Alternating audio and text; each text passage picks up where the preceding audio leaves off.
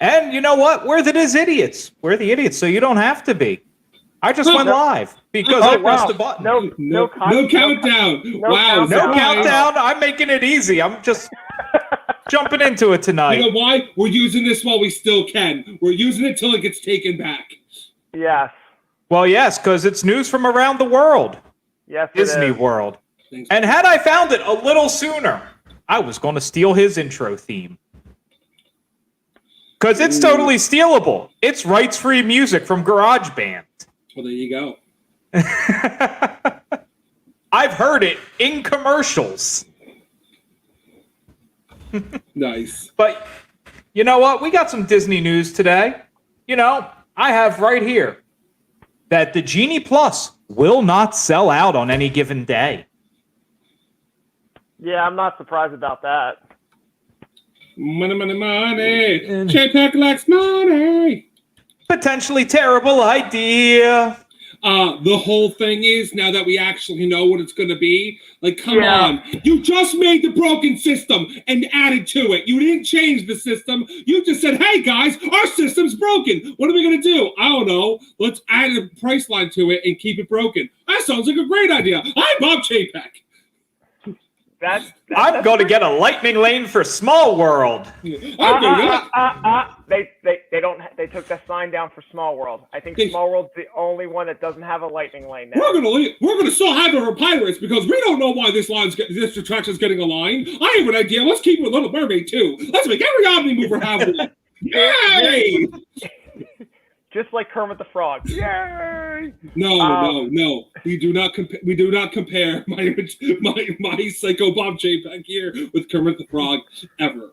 That is an insult. Kermit the Frog is going to appear at your door right now with a freaking baseball bat. So watch out. Speaking of Kermit, then we'll go on to the news. But did you guys watch Muppets Haunted Mansion? Not yet, because I forgot it dropped. I tried to, and then Bella didn't want to. Okay. I have my feelings. I actually had to sit through it twice. I watched it twice. Well, but how you open that is not a good opening there, buddy. I had to sit through it. That is my description of Escape to Margaritaville. So continue. Is that show that bad? Because I love Jimmy Buffett. Do you like Jimmy Buffett covers? That's the show. You can listen. You can listen to his music at home and still have a good enough time. Yeah. Okay. Overall, though, the Muppets Haunted Mansion was fun. The reason why I said I had to sit and watch it twice is that the first time around, I'm like, I'm not getting it.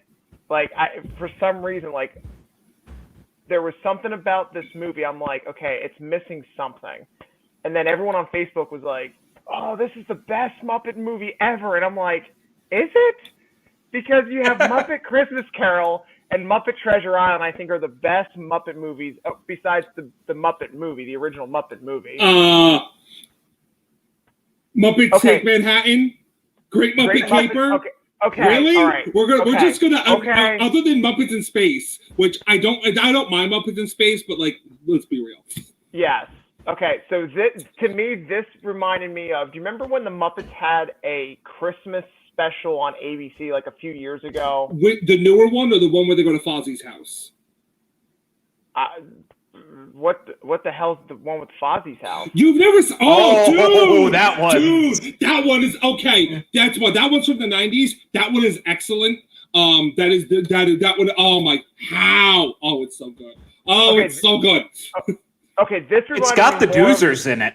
It does have the Doozers in it. All right, that sounds like fun. This reminds me of the one, I think it was called Letters to Santa. That one was fun. I actually liked that. Okay, this was probably on the same scale. Like, it was a fun movie to watch, but it was selling the shit out of the ride. The entire movie. Well, that's the point. Well, but they're at the ride. It's not like they're at a random haunted mansion. Yeah, they're at a random haunted mansion, but the whole movie is, they're not even on the ride. It's that, okay, so the story is that Gonzo gets invited to do this challenge in this mansion for a night and get to spend the night in the mansion. Classic That is common. that is haunted. The problem that I had though was that the dialogue in the script was pretty much the script of the ride. Yeah. I didn't want that. I wanted some. I'll put it this way: better than He wanted the Eddie Murphy. Murphy movie. No, this is better than the Eddie Murphy movie. Like the nostalgia, I like. So is the gum on the bottom of my shoe. Escape to Margaritaville is better than the Eddie Murphy movie. Bringing it back. Call back. Yeah, everything's better than the Eddie Murphy version. I guess my point though was that like, you have now. Granted, it's obviously on a budget, so I get it. You were expecting something different. Well, yes, because you have like Jungle Cruise, Pirates. Like you have these movies that are inspired by the ride, that tips the hat off to the ride in those films. Where this movie is, you might as well should have. But honestly, that was the point of it. All the merchandise, all the build up. That was the whole point. honestly, this movie alone, and I wouldn't be surprised if this was a test reading by saying, can we change the Haunted Mansion into the Muppets? Because that's I wouldn't what say got. change. That's I would what I say got out of overlay. Overlay, okay. Because that's how I felt watching this movie, is that this is an overlay. Let me add to this. Haunted Mansion Holiday might be getting played out. Oh, with Tim Burton? No. I'm just saying, they've done it so long, that maybe this year, they may be thinking maybe Haunted Mansion Holiday is getting played out. Try the Muppets. Possibly. Could be that. That's an easy do you fix. I know there's been heavy talk about, that little Muppet courtyard in Hollywood Studios kind of separating Star Tours and Galaxy's Edge, and there has been talks about possibly relocating the Muppets to Magic Kingdom. Do you think this might be a way of them saying, hey, to the Henson family, we're going to give them a brand new attraction, aka the Haunted Mansion, if you let us? They don't need to let them do anything. That's not how it works down at Disney. That's not how Blue Sky and Ideas work at Disney World. Let me put it this way. Never, ever. They wouldn't shut down Space Mountain to overhaul it. Well, Splash Mountain's only happening for a specific reason. Never. I know Bob Chapek likes to do some things like this, but do I need to mention it? Tiki Room? Do I need to go there under new management? Anybody? Oh, yeah, God. yeah, exactly. Oh. The world is hot. The world, because one is one of the most popular attractions. They push merch like Damn, which the Muppets Haunted Mansion merch you can only get as D23 members. No. But that's what I'm saying. They move merch and everything. I'm not saying it's not going to happen, but the way they operate down there is very, very unlikely. I know Chapek is big on synergy in IP, but that would get a backlash that even he can't survive. Yeah, that's what I'm saying. I'm saying I don't want it to happen. I'm just hoping that's not what the company. No. Not even. This is. I think it's to try to get popularity. I think it's more to get Muppets. See if the Muppets. Buddy, there's no one there. Relax. Try to see if they can get the Muppets into popularity, maybe do this other shows. But I know why you feel that way. I know that's not what you wanted, but that's the way they were building this up the entire time since its announcement. Like here's the thing. Like if this was, for it being only a one-off, that's why I'm kind of where I'm at. But if it takes off by saying, oh, look, we did this with the Muppets with this attraction, what if we do the Muppets with another attraction, i.e. the Great Muppet Movie Ride, in some sort of show, like movie? Well, no, on Disney Plus, like what they did with the Haunted Mansion, like Muppets Haunted Mansion. Theoretically, that could easily be a test for this, because I know you mentioned like Pirates of the Jungle Cruise, but that's not what this was ever supposed to be. No. This was always going to be exactly what. The ride, the story, the characters, they're supposed like a Muppet Christmas Carol. Right. Which, I mean, like I said, I sort of liked about it, but at the same time, I'm like, oh, God, if I'm watching this, I might as well just watch a POV of the ride. You know what I mean? Like, that's kind of like get it. But it doesn't have the Muppets. That actually, I think more than anything else, this is trying to get the Muppets' popularity back up on Disney Plus, because the Muppets have been failing at it since that stupid TV show they tried to do a few years ago. Muppets Now, whenever Disney Plus. Yeah. No, the one on TV. The Oh, I very love that one. The one that that was was like a- The Office. that was a very did not over like I did love not that do well. version. I love that version. because they made it so mature. It did. Remember, the Muppets are a classic. They have their idea.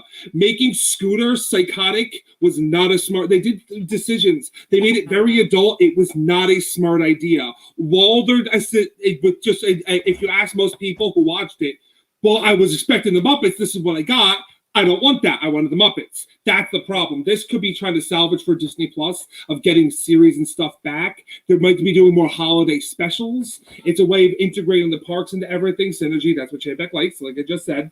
I'm not saying you're wrong. That this certainly couldn't lead to an attraction, but because they did try to do that. What obviously the rumors that you guys probably know, it was replacing the Hall of Presidents and putting a history with the Muppets in there. They did the Muppets moments in history and around Liberty Square. Obviously a test for something, but they've tried this with the Muppets before. Remember, that Muppets section at Hollywood Studios was supposed to be a lot bigger. It was supposed to be Dick Tracy, but let's not talk about that. Failure. Yeah. The biggest issue is the Muppets are by far the most underutilized property. Yeah. They don't want them to be, but the movies kind of highlight it. Favor and the Muppets really peaks and valleys a lot. And as you said, the Hens of the State does control a lot. So that this could be a way of asking more than a new attraction.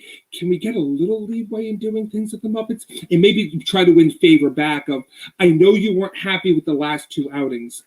Right. If this pleases you, give us another chance, please. You know, come on, let us keep trying. It's hard because, as you know, not to cut you off, Brian, have you tried watching the Muppets on Disney Plus? The disclaimers kind of hurt, especially with the kid.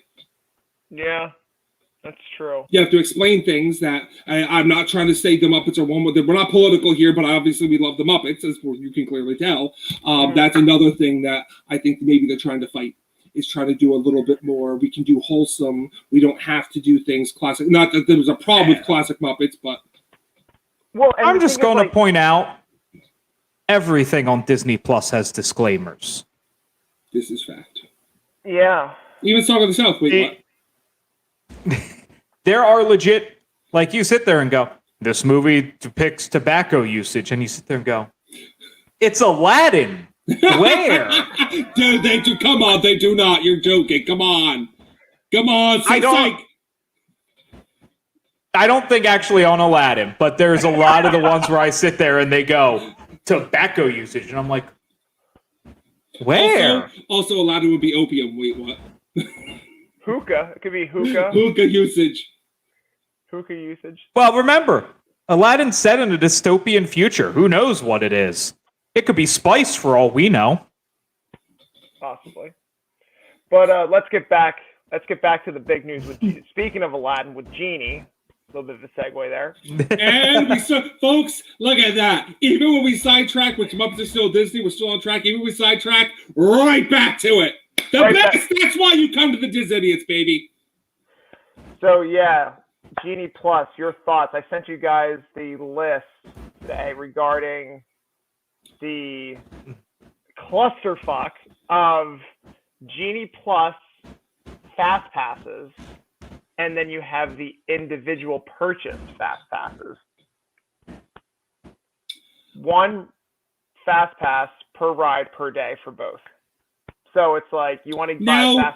The wording for that is, I know that's how it is. Because remember, this can always change. That's what Universal's Express was. One express per ride per day when you bought it. That's what it used to be. But if you read the wording on what you sent us, it just says one at a time. It never says one per ride per day, one at a time. So when it emphasizes the one at a time, you can only get one Fast Pass at a time. Yeah, but then... But here's the thing, though. So this is where they get you. So let's use Splash Mountain, for example, because that's not one of the individual Fast Passes. Thank God, because that was originally rumored to be a paid one, and I was like, really? The attraction with high capacity? Okay. All the mountains were rumored to be paid. It was going to be Splash Thunder, Space, and Seven Dwarfs Mine Train. We have We're all 4 gonna mountains be- here. 2 of them have high capacity. Who's left? Yeah. Folks, So- the paid ones are Space Mountain and especially Seven Dwarfs Mine Train. Capacity? What's capacity? Right, exactly. So with Splash Mountain, from what I took the training course on, they were explaining that you're allowed to get one, like if you get a fast pass for Splash Mountain, you have to use that one up first before you get the second one. However, in that $15 day thing, you can only get, now I'll double check, but from what they told us in the training, you only get one fast pass for that Splash Mountain for the whole day. No, that's So- the way. That's why my understanding of it was. It's just what you sent us did not. I wasn't arguing with you. You are Oh, right. yeah, That's the way okay. the system. That everything says it. But what you sent us again, I'm thinking of it as picking Joe Q popcorn. This is my first time at Disney. What do you mean I can't get on more? But that's the way, because that's the only way to keep it fair. Right. And yeah, so that's their way of basically crowd control on the bigger rides like Rise of the Resistance, Ratatouille. When I saw Ratatouille's the individual one, I'm not surprised because it is the newest ride, but I'm pretty sure once Guardians comes out, that's going to be under the Genie Lightning Lane because it's a family attraction. Well, Like, there's no way. They may not take off at first. By that point, by Guardians opens, we all can assume Memorial Day is a good safety point. For Guardians, probably the way it's looking, that's a safety point. We're just theorizing of Memorial Day around June to open. Starting tech previews in probably early May. They And can also add. keep in Nothing mind- says that they only have to have 2. They could always change their mind at any point and say we're adding a 3rd to that. True. And they can also, I mean, this thing, I'm still up in the air about it. I mean, the fast pass system that they currently have was already like messed up. Crap. Yes. Broken. This is crap that smells like roses. Like It's lipstick on a pig. You took a broken system, you put a piece of duct tape on it, it's still hanging by a thread. No, it's working now. Like, I get what they're trying to do. They're trying to limit the crowds in the rides because, especially like with the Lightning Lane $15 tiers, not the individuals. This is where the Genie/Genie Plus comes into play. So whenever there's a long line for one ride, this is their way of basically saying, oh, based off of your likes and interests, we suggest you to go to these rides instead. And that's why, like, when you look at them, pretty much every ride in Magic Kingdom has a Lightning Lane pass to it because they want the crowds to sporadically, like, just go in different ways to reduce the wait times. But that's not how it works. That's the problem. That's their mindset. That's an upstairs mindset. They're not talking to the people downstairs still. Because it's going to be one of those things where it's like, oh, Jungle Cruise is a 70-minute wait. Based off of your Disney day, may we suggest you go over to Pirates of the Caribbean, and it's going to only have a 10-minute wait. It shows you where you are.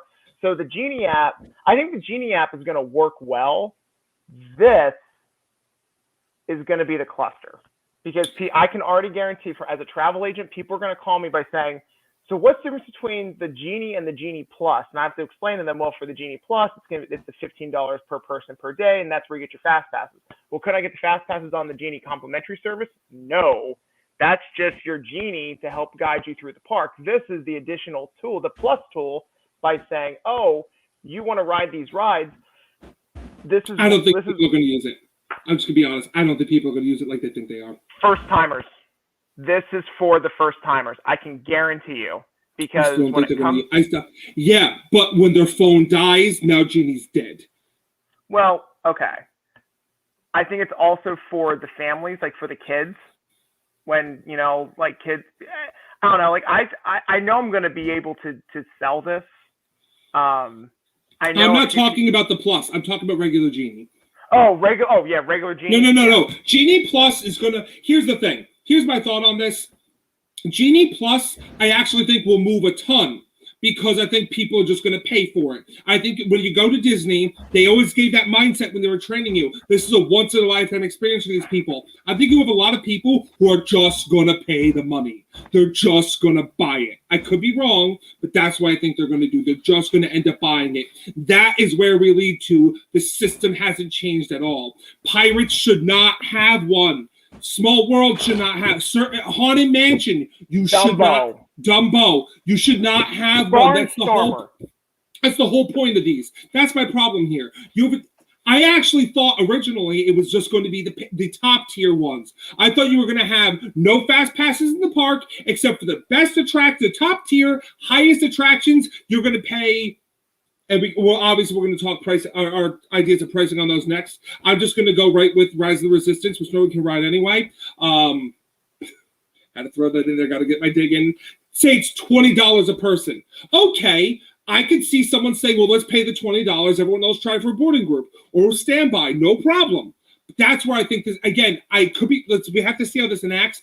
I see a broken system that hasn't been changed at all. You just broke it. You just made it a little less broken. Here's my take.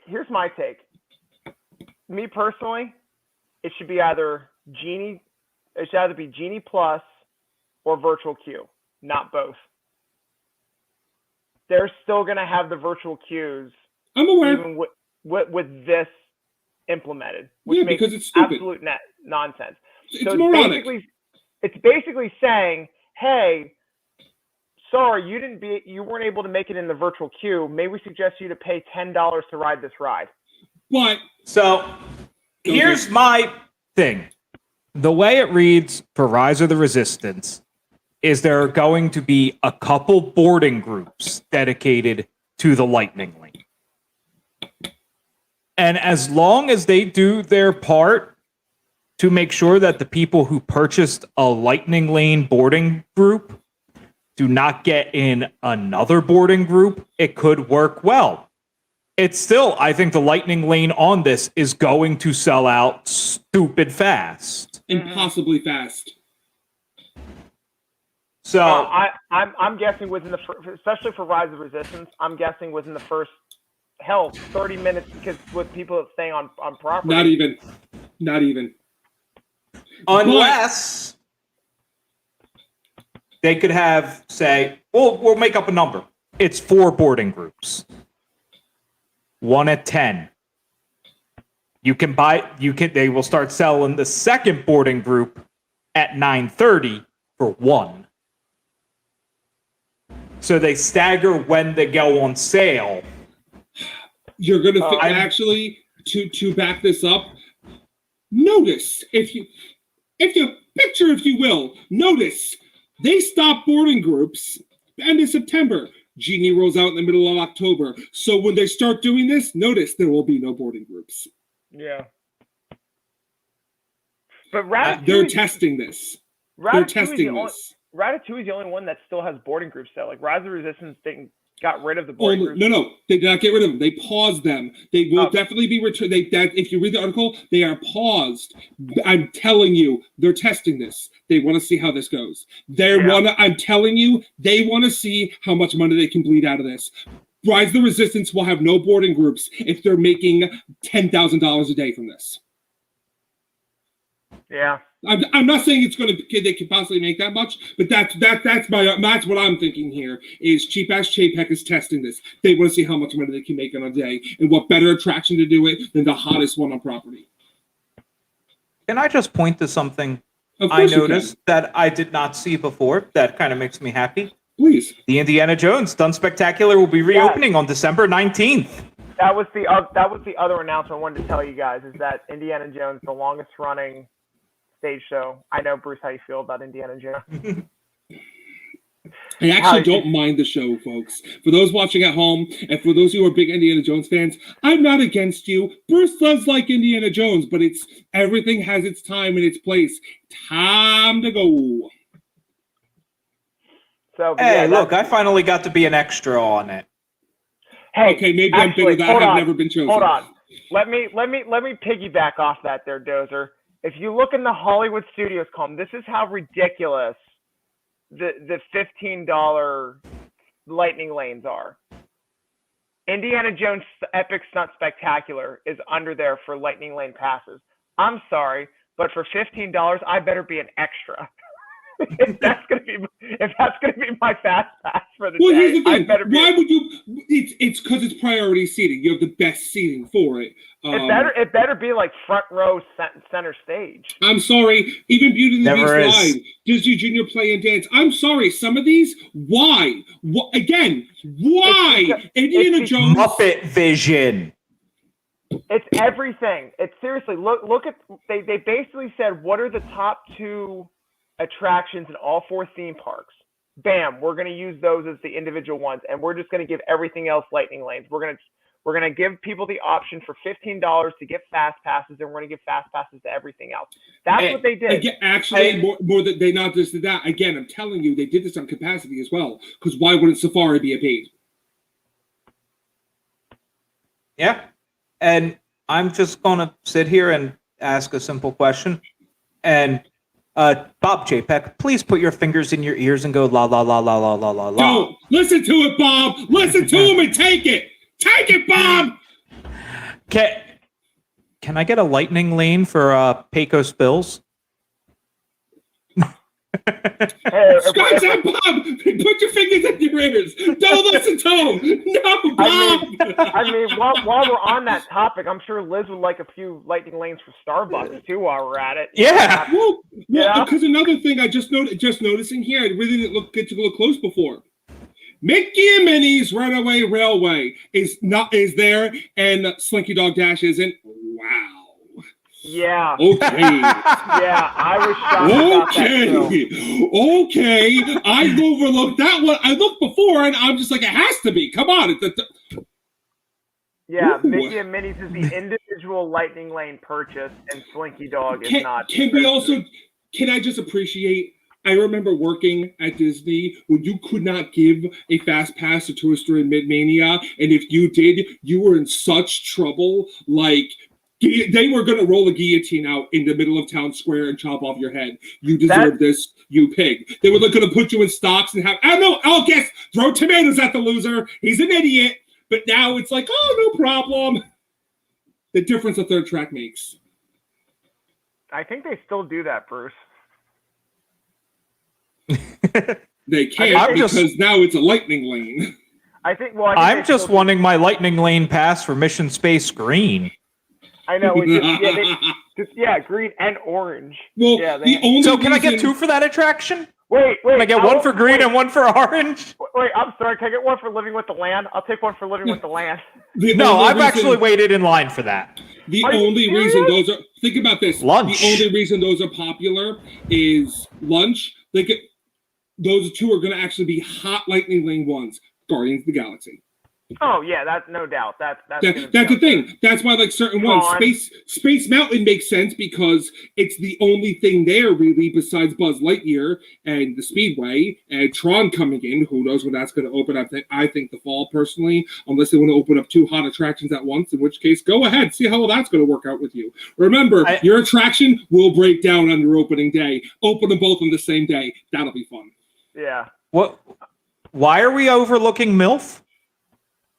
MILF is still there. I know MILF's still there. I'm not overlooking MILF. That was a calculated not saying it. I know what I did. Hold on. I need to read this list. There is 1 attraction not on the lightning lane list. Which? There is no Carousel of Progress. Get out of here. Because Carousel Progress is not always open. I think they made a mistake. I think they're gonna take It's a Small World and they're gonna swap it with Carousel of Progress. I'm sorry. Magic Carpets of Aladdin. Dude, I'm telling you, it's anything.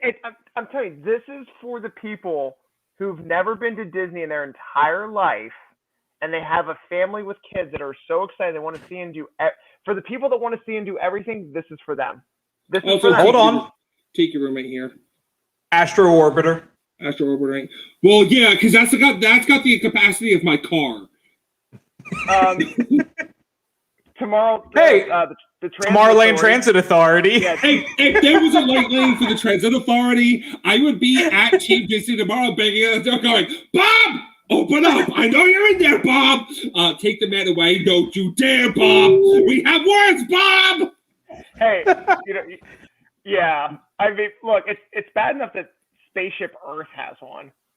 I don't think Again, these freaking Omni movers that should never have these things. The whole point of an Omni mover was that can you imagine? Okay, so How about Turtle Talk with Crush? As you're talking about that, let's dial the time back a little bit here. Can you imagine? Can you imagine if this was out for Horizon, World of Motion? if you can build, dream it. Dream Flight, Mission to Mars. Like, can you imagine if this system was back then? That would be insane. Like, I don't know if people would actually wrap their head around that. Would the Barbie show at the American Amphitheater get a lightning lane? Yeah. Oh, you don't even remember that, do you? No. I do. Yeah. I know you do. Barbie? Yeah, they had Barbie go. Think of this. Hold on. Picture, if you will. You're at the World Showcase. You're in Japan. And all of a sudden, a pink limo drives by you with Barbie and Ken in it, with loud music playing, enticing you to come to the American Pavilion to watch a Barbie stage show. At Epcot. No. No. Well, should have been at Hollywood Studios. Also, even in training, I remember they talked about this. Where do you think this attraction would belong? Epcot World Showcase, Hollywood Studios, Animal Kingdom, or Liberty Square? It was like, wait. Now you Imagineers did this. You did this. This isn't They like failed on the $100 question on Who Wants to Be a Millionaire there. Oh, by the way, there's also a video of this. My sister had it. I watched this a lot. Now, when you say Barbie, I'm this must be going way back because all I'm picturing in my head is Toy Story 3, Barbie, and Ken. No. Like, come on, Barbie, let's go party. Oh my God! This is the '90s. This is the '90s. Now, I remember. Do you guys remember the Ninja Turtles? Mm-hmm. And Of course. the Muppets, the creepy, full size costumes. Which is only there while they were building Muppet Vision. True. But it was awesome to have that monorail crash into the stage. And that stage show was actually good. King Arthur's Carousel is not even on here. If there was a lightning lane for the carousel, I would take the carousel down. So there's. here's my question, knowing that changes are coming. Will the character meet and greets make it here? Yes. Character meet and greets are. Oh wait, onto here on the genie thing. Probably. Yeah.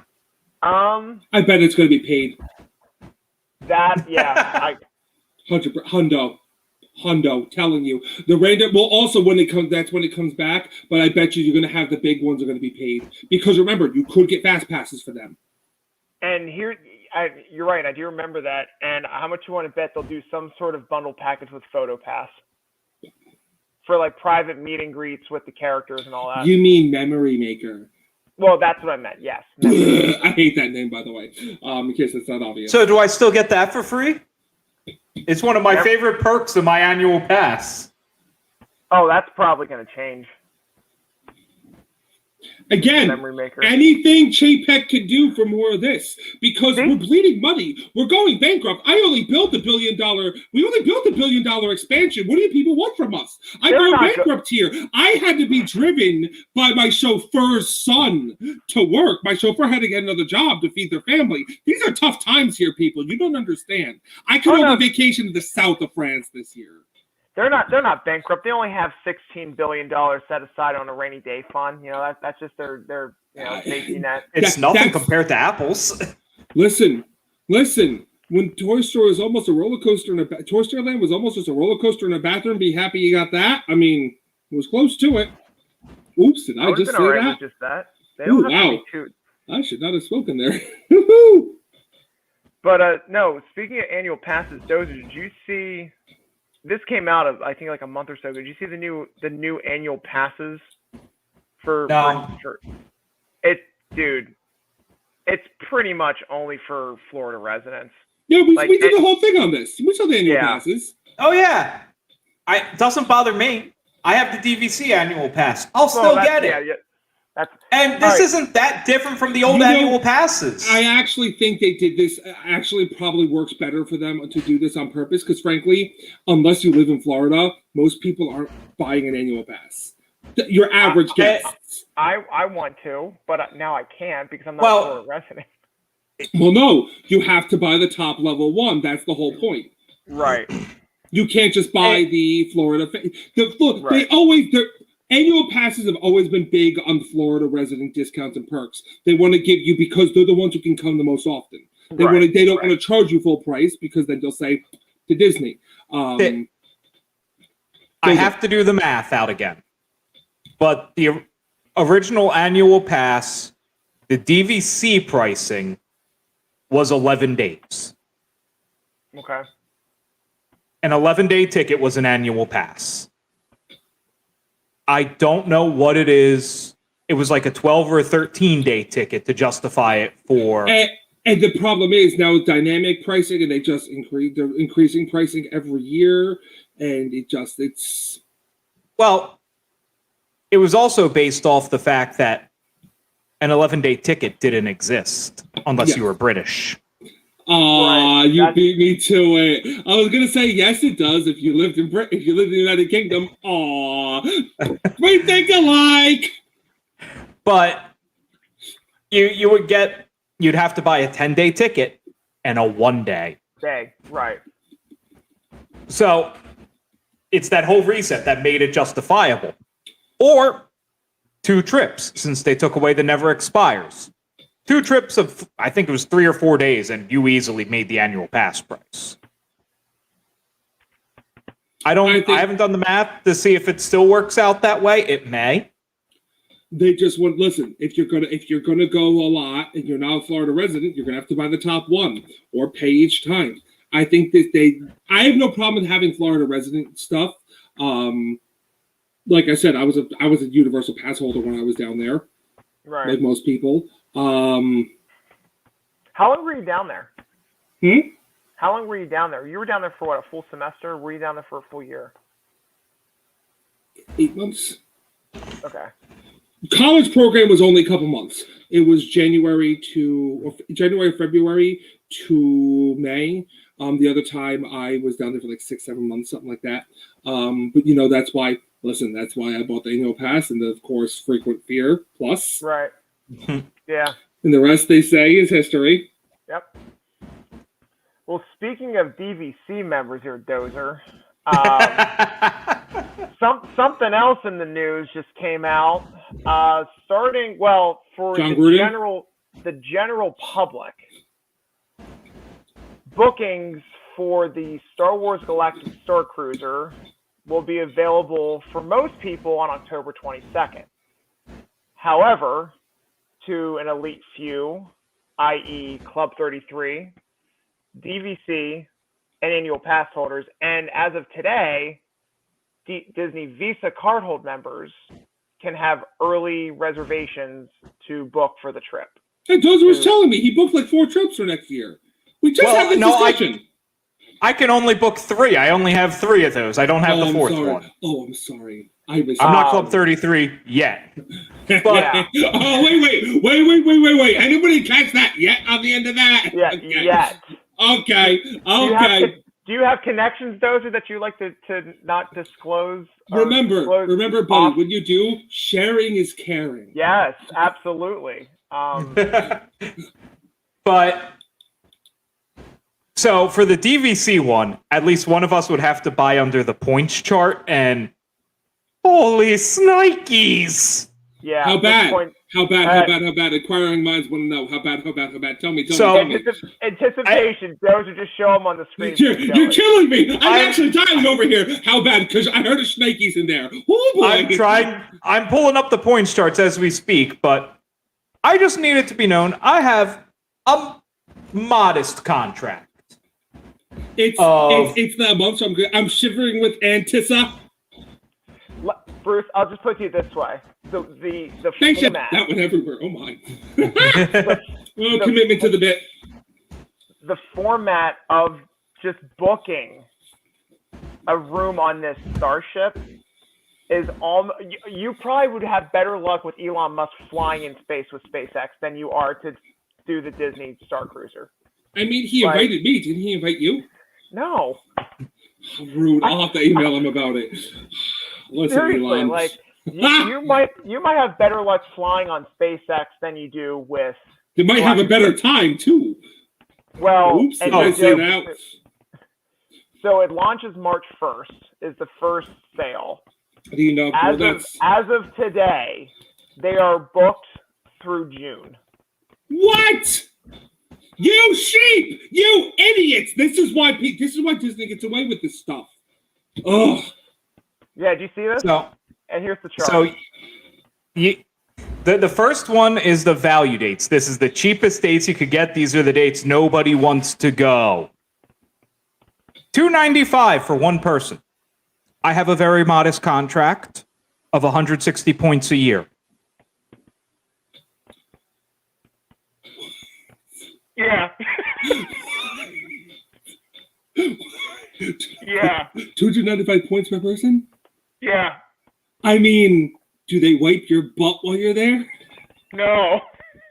That's what I'm saying, You're dude. kidding me! Come on! It's right there! I'm looking at it, I don't believe it! Like, come on! This is Aulani! This is the opposite of Aulani! Like, what? I know. My God! Listen, guys, we really lost money on Aulani. How are we going to make it back? I have an idea. Guys, I love that idea. Star Cruiser! Hold on. Let me twist the knife because this is a Disney collection room. This is not a DVC room. Here's a $95 booking fee. Yeah. Come on! I'm sorry, folks. I'm yelling a lot in this episode. Please, if you made it this far, I apologize. You should have taken your headphones out long ago. Come on, man! When I saw this and I sent it to you guys, I was looking and going, these just seem really high for DVC points. You sent it to us? I missed that. He did. It was this morning at like 4 a.m. when I was at work. Because I was looking, so I was like, how does the point system work? Because I feel like looking at these numbers are a little... You have to put 43 points up to even reserve it that are non-refundable. This is bull. This is honestly, that's the mindset the company has. They're greedy, and that's the problem here because they know they'll get away with it. They know people will pay it. Why? We're Disney. People will do what we want. Why? We're Disney. That's why I mean this when I say this, folks. If you want to change the system here, do not book this. If that sits there empty, guess what's coming down? You don't want to pay for these fast passes. Don't do it. If you don't pay and enough people don't pay, of course it'll never work that way. But if no one paid, Disney would lower the price. It happened at Disneyland Paris already with the Genie stuff, with other individual fast passes. And the other thing I'd want to point out is a couple episodes ago we did look at the Galactic Star Cruiser and we compared their prices to a 1-week Caribbean cruise, which is about what they were on par with. Which These points are in line with a 1-week Caribbean cruise. Okay. All right. But I know nothing about cruise. Everybody who has a DVC membership knows that a cruise is a horrible use of your points. Right. Now, here's the other thing you just emphasize with Dozer. A week Caribbean cruise. Not 3 days. Correct. That's the key thing there is that the point system is comparable to a week in the Caribbean, but you're only staying for 2 nights. These 2 nights would cost me over 2.5 years worth of points. That's not worth it. I'm sorry, it's not. Yeah, nothing is worth that. Listen, it's only worth it if you feel it is. People may say this was absolutely worth it. I've done things that were a lot of money, more money than most people think they were worth.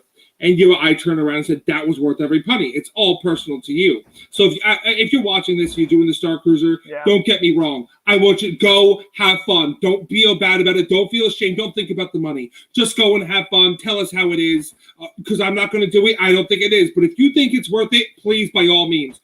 I'm happy for you, and I'm happy you're doing it. I do hope you have the absolute best time out of this world. Waka waka. But no, I did. So I did watch. Well, trying to get some tips on just in case if anyone does want to bite to book this, because I mean I could sell them bookings on this. I just hearing the horror stories of what I've seen so far. Well, no, just the booking process. Don't. So the way you tell them no. Well, you tell them, give me the money and I'll go do something nice with it. That's called stealing. No, it's not. They're giving it to you. It's called gifting. True. But no, the way how they're doing this is that so I cannot physically I base myself or anyone. This is like this. Okay, so booking a trip through the Star Cruiser, you're gonna need a travel agent. No questions asked. So from what I've been reading and hearing reviews of travel agents trying to book this for clients already, when you call Disney directly, they put you in I'm not kidding, a standby queue where it's a virtual queue to enter in to the next queue, which will eventually get you to book the trip. Yeah, I'm not surprised. There have been. You want a room for 4 instead of 5? Yeah. How much? 359 points per person. How stupid is this? Jesus Christ. So okay, here's my. So I just saw that there were other. You want this? You want to be in the super deluxe suite? Yes. Is 1,000 points? Well, that's if you're a solo passenger. For adults 1 and 2, it could be 502 points per person. It is literally done like a cruise. A solo passenger pays double. I get that, but you're not going on a cruise. You're not even leaving. They don't even have the overhead costs for this. This is ridiculous. Cruises have cost. This doesn't. That is, I know it. We've discussed this. I understand more. It's supposed to be aligned with the cruise. But guess what? This ain't a freaking cruise. This big building doesn't even move. It's a hotel, for God's sakes. That's what's wrapping my head around this. Okay, I agree with the whole immersiveness. I think this is exciting, with Star Wars, and you get, a full-blown, you get guaranteed access to both rides. You don't have to pay an additional fee or anything like that for Rise of the Resistance. I can pay people to come into my house right now and pretend to be Star Wars actors and characters of Star Wars and save a hell of a lot of money. Oh, I'm sure. No, I know. I completely agree with you guys, and I see where Disney's coming from. But at the end of the day, it is a freaking hotel that sleeps 100 guests. Yes. This is honestly, again, I'm not judging people who are going to spend the money. You go, you do you, enjoy, treat yourself. But this is honestly, I have a problem with this from a Disney standpoint. Of I know you're paying people as well, but come on. Hold on. Honestly, all the extras that aren't even included in this. Oh, you want that? That's extra. You want that? That's extra. Oh, you want the fancy drinks? That's extra. Oh, you want for the pricing they have, they should be rolling out the red carpet. Roll, lightsaber, everything. Merch out the butt. Oh, you want a porg? Here, honey, here's a porg. You spend enough time to be here. Boom, boom, boom, boom, boom. No, what does cheap-ass Chapek do? He's bleeding them. He is hurting the company. He might be helping the bottom line, but is there going to be a bottom line left to have when enough people give double fingers and go down to SeaWorld? Not even Universal. Look at SeaWorld for a day. Shall I make you angrier? Please.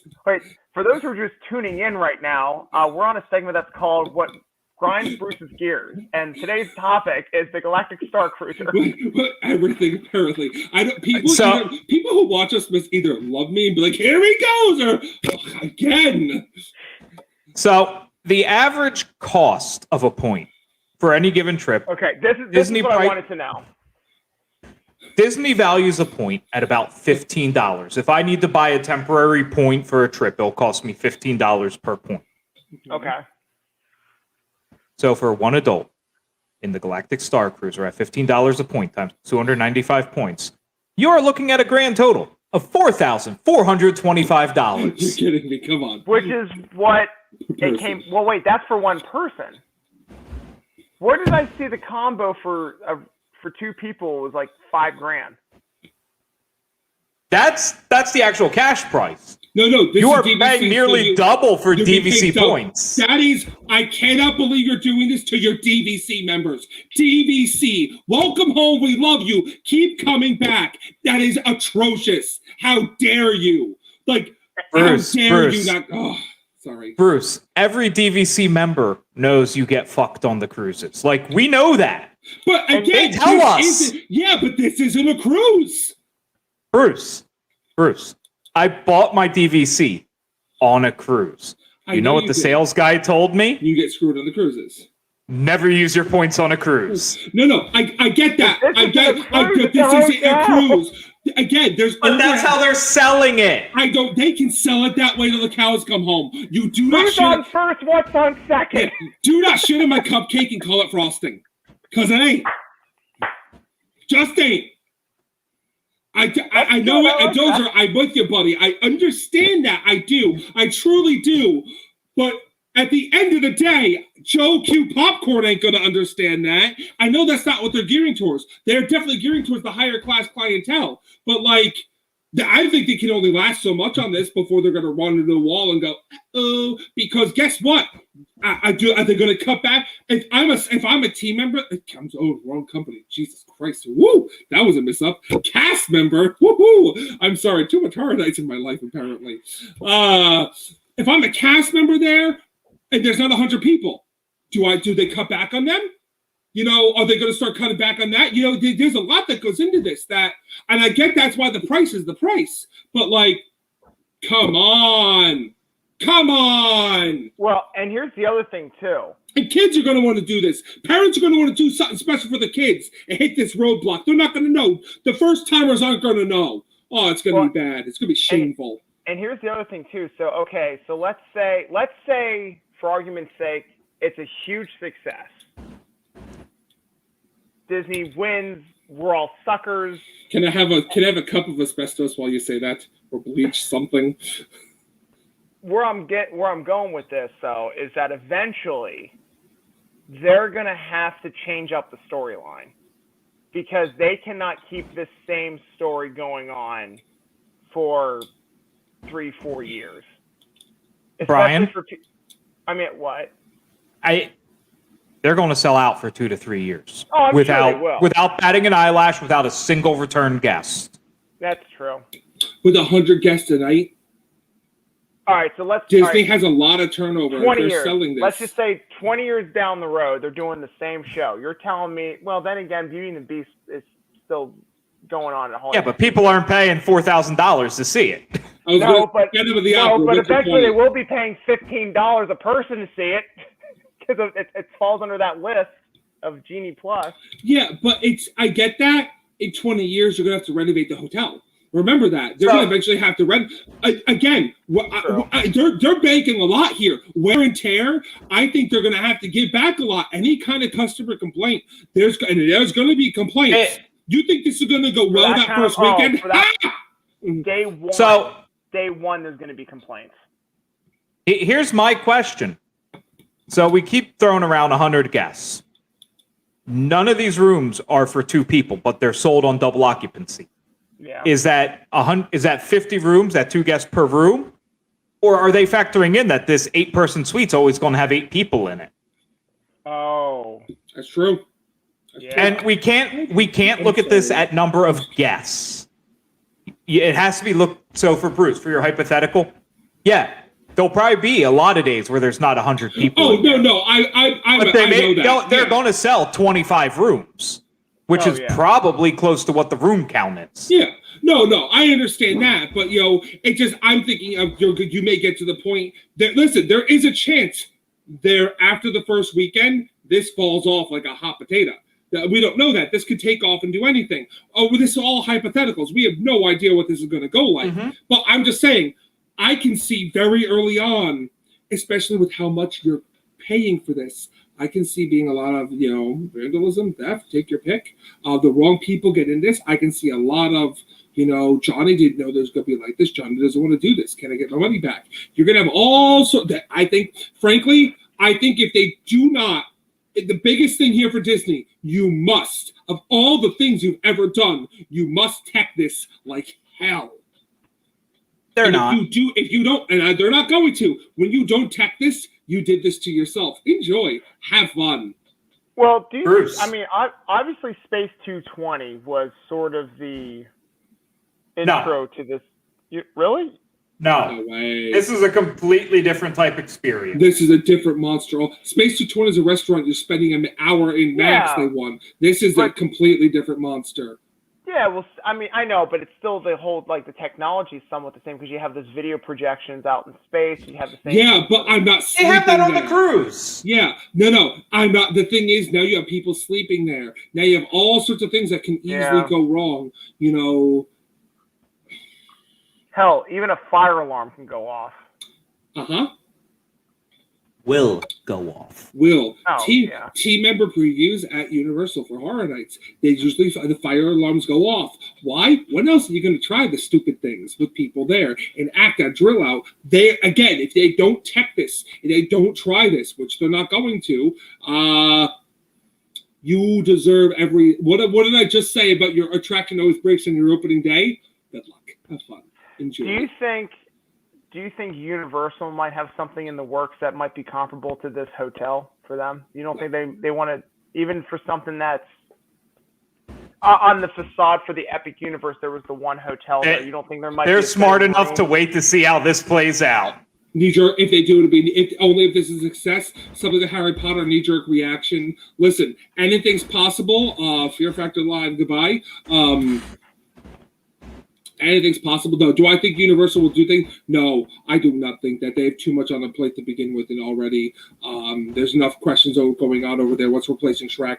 What's going on with Fear Factor? No, I forget. Again, down the street, I don't think shouldn't care about this. But here's my bigger problem. If this is a big hit? Disney's not going to one and done this. Think you're worried about retheming this? What's the next one they're going to build? There's already speculation. Paradise Pier, the hotel out in California, is going to be the Avengers Hotel. How do you build that as an immersive experience? Your shit gets destroyed every couple hours by a hero crashing through it? Actually, we have basis for this, especially the Hero Con from the game they did, which introduced Kamala Khan for the Avengers game that just released last year, or earlier this year, I suppose. Was it last year? Last year, I think. Doesn't matter. Anyway, semantics. They easily could do this, where you are there to be with the Avengers when the outbreak happens and everything. However, I think that is a terrible. Again, I'm worried about if it is a hit. This is not going to just be a one and done. It's going to be IPs. If this is a hit, JPEG basically says, "All right, what's next? Where are we going from here?" Because I can guarantee you, Avengers has been on the talks. I mean, they've already, like I said, the whole concept that I saw online. I got to find the picture. What they pretty much want to transform the hotel, the Paradise Pier Hotel, into the Avengers, Tony Stark Avengers Tower. That they want to make that facade like on the roof, and they want to do. What did they say? They were going to have it split where the hotel be open for everybody to stay at. So basically, the ground floor up to whatever, 50. You'd have a penthouse. Right. So the top 2 or 3 rooms, top 2 or 3 floors, are going to be the fully immersive, additional Galactic Star Cruiser type quality pricing rooms. But I can get behind a couple of rooms, or even a whole floor of rooms of Beyond Luxury with the immersive experience. It is this as a standalone hotel that kind of rubs me the wrong way. And that built into another hotel, it works. Because the cruises have these Beyond Luxury rooms. Right. There's the concierge floor. Yeah. That doesn't bother me. But before I forget, I want to take a moment. I want to derail us for a moment. I would like us to raise any beverage we may have and just give a solemn salute and a rest in peace to Ruthie Thompson. Yes. Yes, absolutely. 111. Huge God bucket of win. bless. Huge bucket of win. Yeah. Drink to that. And if you don't know, she is one of the earliest inkers, and then she became a straight-up artist at Disney. One of the few women to do it in a man's world at the time. Yep. There were the 9 old men, and there was Ruthie. And she fought hard. Okay, so they're announcing okay, how do I put my thoughts together on this? They need to actually do a film like Hidden Figures to the women of Disney, because you have the Mary Blairs, you have they're making a film musical of Hidden Figures for that first. Good luck. wait, a musical, Hidden Figures musical? Oh, you didn't see that? Yeah, for Disney Plus. I'm not joking. That was not like that's not Bruce being snarky. That's Bruce being honest. Wait, Hidden Figures musical on Disney Plus. Mm-hmm. Okay, I didn't hear about that, but I did hear about the live stage performance. It's not a musical. It's a live stage performance of Nightmare Before Christmas, starring, and this is where I'm That's nothing new. They've done this a lot. That's nothing new. The Billie Eilish? Yeah, with Billy, they different stars, same thing. Movie playing in the background, people singing. Really, Billie Eilish, that's what we all focus on, not the fact that Ken Page is still doing Oogie Boogie. After all these years, Ken Page has 2 things to his credit. 3 things if you're a Broadway person. He's got Ain't Misbehaving, he does Old Deuteronomy and Cats, and he will forever do Oogie Boogie until he dies. Every time Oogie Boogie comes around, Ken Page comes back. Why? I guess it's in his contract. It's like Brad Dourif and Chucky. Ken Page, you able to do it? Of course, I'm Oogie Boogie.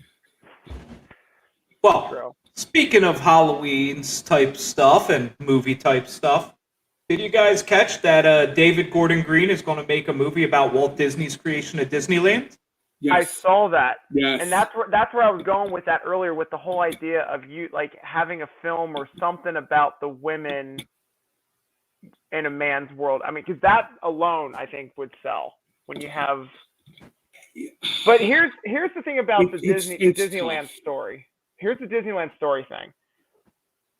Where does the movie start, and when does the movie end? Is it leading up to the beginning of Disneyland opening, and that's how the movie ends? Or movie briefly starts in Marceline. Like, you can't tell any Walt Disney story without that. It may only be 5 minutes of the film of a Batman-style flashback to the death, but it's going to start in Marceline, and it will end with the speech at Disneyland's grand opening. Yep. Okay. Listen, we can't. It has to end there, because if it goes any further, we all know all know what happens. That's a completely different movie of its own. The problem I have when you start doing some of this historical stuff is, at this point, how do I say this lightly enough? What's the truth? Well, and not only that, it ain't going to be the movie. Well, thank you. What's the truth, and what's the truth? Well, and not only that too, but like considering that it's obviously you can't do a Walt Disney film without the Disney company behind it producing it. So you have the company basically saying what can be in the film or not. And so, more than that, you have families, you have people who may not be associated. Well, see, there's the other thing too. The Disney family is almost completely extinct. Well, there's not that many relatives. Diane. It's not. It's more than just her. You have a lot of other people involved. You have a lot. I know, but she's the one I hate. Well, she's the one everyone hates. I'm sorry, Diane, but you're the one everyone hates. That's the truth. For many different reasons. You do not. She wasn't the adopted one. She was actually, because they only adopted one girl, and they had a natural birth. I think Diane was the natural birth. Yeah, but she's the most opinionated, and she's the one who actually makes the biggest stink out of everything, because... Wait, didn't she just died, though, like a couple years ago. Diane Disney, Walt's daughter? Diane Disney Miller. Yeah, she died like three or four... It's the one that's alive, because she just made a stink during COVID. I don't know which one is the live one. I don't remember. It could be a grandkid for all we know at this point. No, it is a grandkid. No, it's not actually. It's not the daughter. Yeah. It's the grandchild. No, it's the grandchild I'm thinking of. But she made a big stink during COVID about employees, and you get down to it of I'm sorry, but no. You've never been a Disney executive. You've never been an employee. You don't have a right to say something. You always have a right to say it, but You weren't there. You shouldn't know. You weren't a thought. Yeah, Let's be Diane honest. Disney. Yeah, she died in 2013. I know you're talking about though. There is one. Yeah. That, You I all think know- it's another Diane I thought- or Diana. It's something like that. But that's what it. But there's so many other names and people involved here, and I'm not saying that we can't get it. It can't get done. But again, that's my problem with something like this. Is it's not going to be the gospel, obviously, because it's not going to be anywhere near as factual. Here is where you will know when the trailer comes out, and if in the trailer there is not a video, a picture, or anything of Walt with a cigarette. If Walt has a cigarette, they have not touched too much. Mhm. right. If he does not have a cigarette, Just the point. they have begun revisionist history. Just the point. Well, and see, that's it. Funny you should say that because if you watch carefully in Saving Mr. Banks, there is a moment where P.L. Travers stormed, which never happened in real life. She stormed like into most of Walt- the movie. Right. She storms into Walt's office, and Walt is putting out a cigarette. And his secretary says something about like, "Oh, sorry, Walt, she just stormed in." He's like, "It's okay. I just don't want people to see my nasty habit." And he quickly puts the Yeah, cigarette which out. would- And that- The man always had one. That's why there's a Disney point for a reason. That's the whole reason it exists. So, fan casting here. Who would you guys want to see as Walt Disney? A no name. I don't want to see any names in this film. Here's the thing. I don't like it that we always have to put names in things in this country. Squid Game just proved that. We don't need names to be a hit. Let the story and the idea speak for itself. Use this to boost up a bunch of nobodies. I And agree. I don't mean to call you nobodies, whoever gets cast in this. I'm not calling you it's just you're not a household name, and that's okay. I think if you have names in this, we have a problem. It's going to be an issue. I just use more of these. You don't need a name to sell this. Use this to make somebody a household name. Well- what do you guys remember the movie Walt Before Mickey? I don't know if you guys saw this. This was something that I came across on Prime. Yeah, Netflix. I know of it. I think I've seen it. The one kid from American Pie plays Walt Disney in this movie. Yeah, I know. Surprisingly, the movie wasn't bad. I just couldn't get over him playing Walt and It's- Napoleon Dynamite playing Roy Disney. There's a lot that, again, I think you need to go with a lot of different things. Getting this right is important for many different reasons, but I would just, we rely too much on names. This should be a bunch of nobodies, no names. You're looking for talent and you're looking for a look. You do not just cast somebody because we think we can get away with it. Like, for the love of God, we don't need Johnny Depp playing Walt Disney. No. I'm not saying he's a great guy, but I'm saying like that. We don't need a name like that. We need somebody. We need to boost people up. If you're going to have any kind of name, they're the side characters. They're the secondary cast. Your main people need to be a bunch of no names. And this way, it can boost. This way, it'll either boost their career, and you'll go, "Wow, I started." Again, with the Disney, with the spirit of Disneyland. The mouse that roared. It's either doing that or flat on your face. So if the film is about the creation of Disneyland, what if this film wasn't really about Walt Disney himself, but more so It's about Walt Disney's creation of Disneyland. That is Okay, how it is I written. was It's the thinking this Disney was more- Brothers. I It's not thought this about was more- Walt. It's not about Walt. This is a movie about the Disney Brothers. Because and if it is a movie about Walt Disney, they have failed. There's a reason it's Disneyland in Walt Disney World. Right. I was thinking more of the Imagineers. I thought maybe this film would be more so of the guys that help create the park and not Walt Disney. No, it is. But remember, the way I envision this film, we start in Marceline. We jump forward in time. He's on a train leaving New York after losing Oswald when he's about to create Mickey. Again, and then we're going to jump forward again because we have to get to the whole, he creates Mickey, jump forward again. Now he's a big success. And now the Disneyland idea comes forward. Yes, the Imagineers are a big part of it, but let's not kid ourselves. Who's going to be our two leads, Walt and Roy? Yeah, but see, if this is a full-length feature film, though, I mean, like, that's a lot of time jumping. Like, what you just described sounded like basically the opening credit montage. Yeah, that's what I'm talking about. Remember, we have to have them come up with the idea, be in the park with the girls. Everything, here's his home life with Roy, discovering the Imagineers, coming up with the idea, building of it, trials, tribulations. There's a lot that's going to go into this. So, all right, so Walt would be an older actor then, wouldn't he be? Because how long would it take to plan the park, besides just the two daughters? The actor already's out there. We know who it is. Well, we don't know, but I know who it needs to be. Tom Hanks? John Slattery. Shut your pie hole. Well, that's a good one. Shut your pie hole. John Slattery, the original Howard Stark. Yes. Oh, yeah. Yeah, that's a good point. You watched Iron Man 2 and you went, holy shit, they're just making him Walt Disney. Yeah. It's Mad Men. Yeah. Listen, it's not about the age.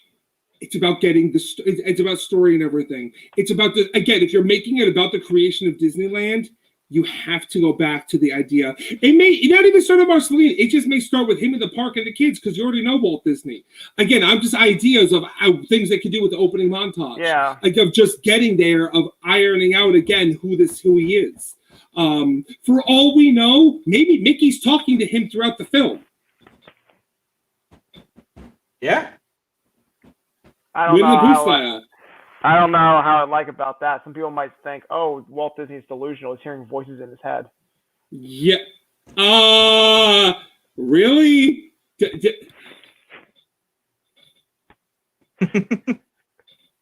What was that movie with Ryan Reynolds and he hears all the animals talking to him? Dr. Dolittle, what? No, it just came out like a couple years ago. He was a serial killer. Yeah, I know. I actually was more thinking to the Christopher Robin movie with Winnie the Pooh.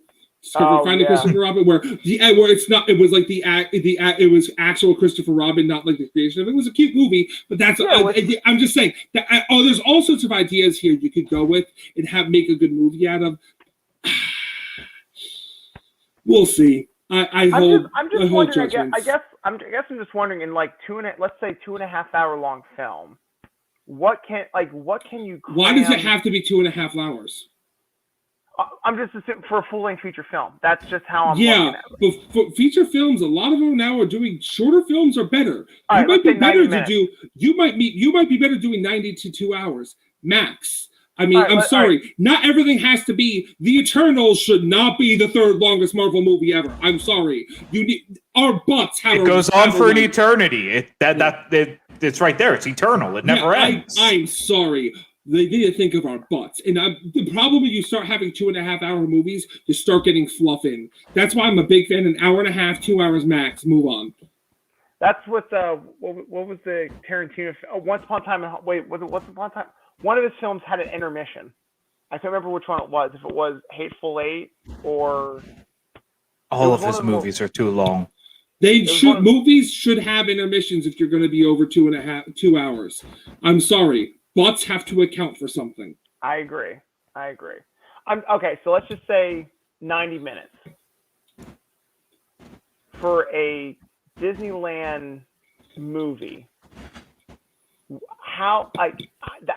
That's where I want to know is like, what do you put in? Like, do you do Walt's backstory? Because then that way, otherwise, you're going to be making more of a. No, you touch on it. You show it. Again, this all has to lead. It has to be you have to just, you don't have to do, you don't technically, again, you can start in the park with the girls, but it has to be the lead in of, in case, I believe it or not, there's definitely people these day and age who really don't know who Walt Disney is. They know the parks exist, but they don't remember who Walt Disney is. They don't know anything about Walt Disney. They don't know Uncle Walt. Right. They've never seen Uncle Walt. Yeah, except but they're True. again that the little attraction their things- parents drag them through. It doesn't have to be much. It just has to be again leading up to Walt, Roy, backstory together. Again, the theme of the Disney brothers. That's why it's Disneyland. Walt was insistent this is our thing, and then obviously, and I'm not knocking him for doing this, Roy, when he died, said, no, this is Walt's park. I'm naming it for him. Even though if Walt was alive, he would literally have slapped his brother in the face probably and said, no, this is our park, you idiot. Now, You're see, my money guy. That would be a movie I'd want to see. Him Something slapping his brother in the face? No, yeah. No, the idea that, Walt had a bigger vision about Walt Disney World and then him passing, so then it's a challenge for his brother who wasn't a creative master. Yes, the story of Disney World is way more interesting than Disneyland. Yeah, but we could easily, that's just, hello, the sequel's called The Florida Project. It writes itself. You're welcome. But they already have a movie out there starring William Dafoe called The Florida Project. It's on Amazon right now. I know. I thought it had something to do with Disney at first. I was like, ooh, The Florida Project. Remember, the movies, there's a lot of movies that have the same name, and that's okay. I know. But I was like, oh, let me watch this, The Florida Project. It's got to be something Disney related, right? I'm watching this going, no, what am I watching? But that's what I'm getting at, is you can easily write a sequel to this with the creation of you could easily continue on, there's all sorts of, you could easily continue this, but back to the point, I don't hate the idea. My question is, does this story really need to be told? When it comes out to movies these days, do these stories really need to be told outside of a documentary? We'll see. Here's my thing. This story has been beaten to death ad nauseum in documentaries. Yeah. Like, it exists 100 times over. With the whole orange groves and, all that. Yeah, an idealized Disney version? I don't know if we need the movie of it. I'd like to see a much better telling of the Disney World story. Yes. But that's also because I'm a Roy fan. I agree. And honestly, what I would like to see is combine the two. Honestly, I would actually have the film start on the opening day of 1955 Disneyland, where it's a shit show. It's a nightmare. Nothing's going right. There's problems. And then eventually the company and Disney as a whole evolves and then ends with Walt Disney World at the end. To kind of show you where it's like how they started with Disneyland. There's a lot of story there. That's what I'm saying. Like because you start with the opening day with the disasters, and then you have the Centennial, you have the World's Fair, you have, like, to me, that's the Renaissance. Like, that's like the heart of but this again, that's going to be too long of a movie. You're not going to be able to keep your audience throughout that. Or just keep it in the best way to get the story you're telling. We don't start there. We start in the middle of a swamp in Florida with Roy, and we go back to the Disneyland stuff via quick flashbacks. Yes. We have Kind quick of Godfather flashbacks. Part 3. Frankly, Godfather Part 3. You could even do that. You could even start the movie of have Roy, your second scene in the movie is Walt talking to a reporter denying everything about Florida, which would lead to the whole, hey, we think Disney's building down here. We think Disney's buying all that land. Don't give away the extra credits scene of this movie. Really? Honestly, I could see the shot. I can see the opening shot of Roy just sitting on a bench looking out, and like it. Obviously, it's like he's older. It's like kind of like Saving Private Ryan, where it's like older, Roy, kind of just like missing Walt, and then flashbacks to Disneyland. I could see something like that, especially if it is going to be about the two brothers. That would probably be the best way to kind of. I just would love to see anything that's just the Disney brothers. Yeah, it should be the Disney brothers. This is so early in development. Who knows? This could never get off the ground. Then again, look at Jon Favreau's Magic Kingdom Night at the Museum movie that everyone was speculating would be awesome and never. First off, actual books. So quiet. I know. Kingdom Keepers. Kingdom Keepers. Quiet yeah. you. I know. We have source material here, but I don't know. I'm sorry. I hear this stuff. You know, my mind goes, this should be a musical. Why are they doing a movie of this? Oh, Disney Bros? Absolutely. I just remember there was some young adult Disney novel I read about a kid who brought Walt's frozen head to Disney World. Where's that movie? Where is that movie? I'm sorry. Can I go one step further? About the head is he puts the brain in his own brain, banded with the screaming brain. What? Oh my god.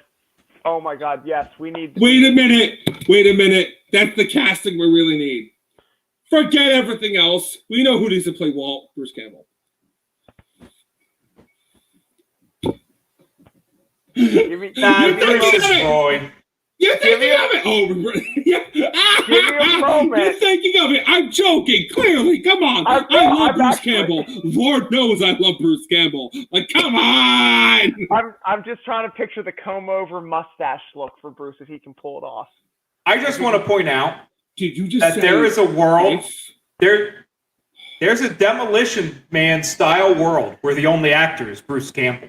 I'm okay with this world. And can he pull it off? Bruce Campbell can do whatever the hell he wants. I know, he's Bruce Campbell. He's Bruce Campbell. Damn it. He is the epitome of a B actor. You know what?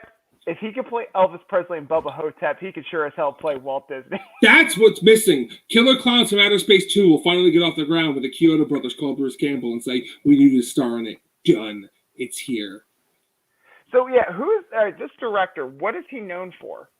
Halloween Kills. The movie David that Gordon hasn't been Green. released yet. David Gordon, yeah. Halloween Kills Okay. is his. That's the only thing I see there. Hasn't released yet. Hold on. Pineapple Express Oh my lord. Wait, okay. and Joe. Joe. Not Joe's apartment? Not Joe Dirt. No, just It's Joe. 2013. Joe. Joe. Hi, Joe. First off, I'm okay with him doing Halloween Kills and coming onto this because I'm very excited about that. Stabbity. But I'm actually rather have somebody who doesn't have a big track record. I agree. I Again, do agree. use this to boost people. However, when you have a track record of Halloween, wait, is it just Halloween Kills or the new Halloween trilogy? Like Halloween Kill.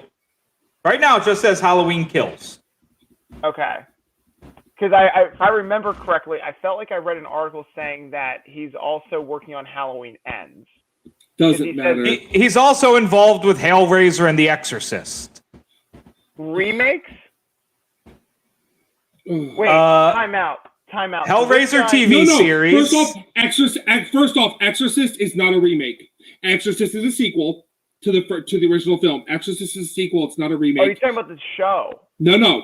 Exorcist is a movie coming to Paramount Plus. Exorcist are having movies that are sequels to the original. Hellraiser is muddled. You have the TV series. You also have movies that are coming. They just cast a female Pinhead.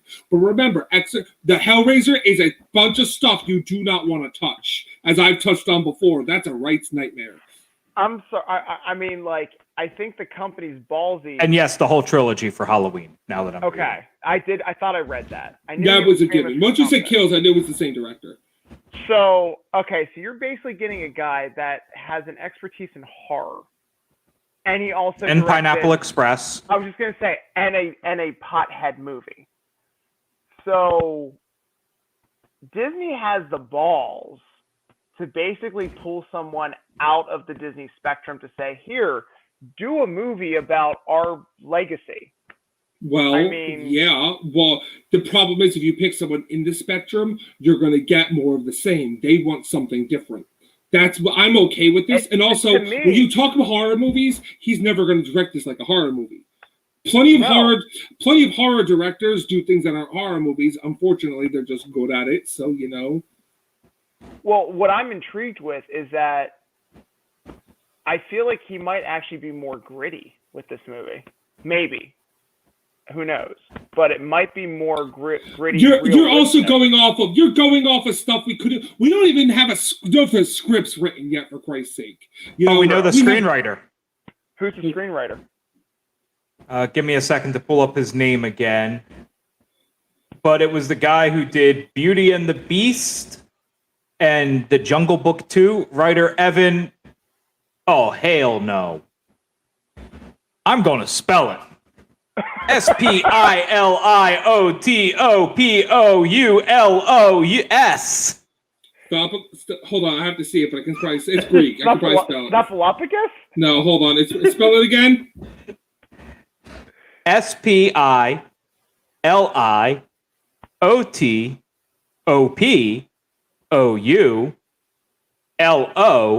Spiliotopoulos.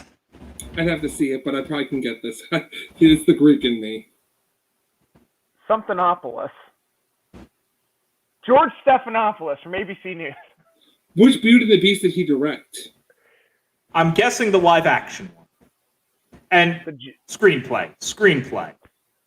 I'm sorry. Here we go. Here it is. Here it Now is. all for you. Spilotopoulos. It's Spilotopoulos. You're welcome. Okay.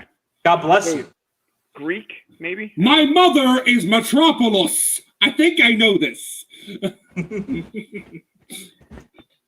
So, all right. My mother's Tornado. My father's Dozer.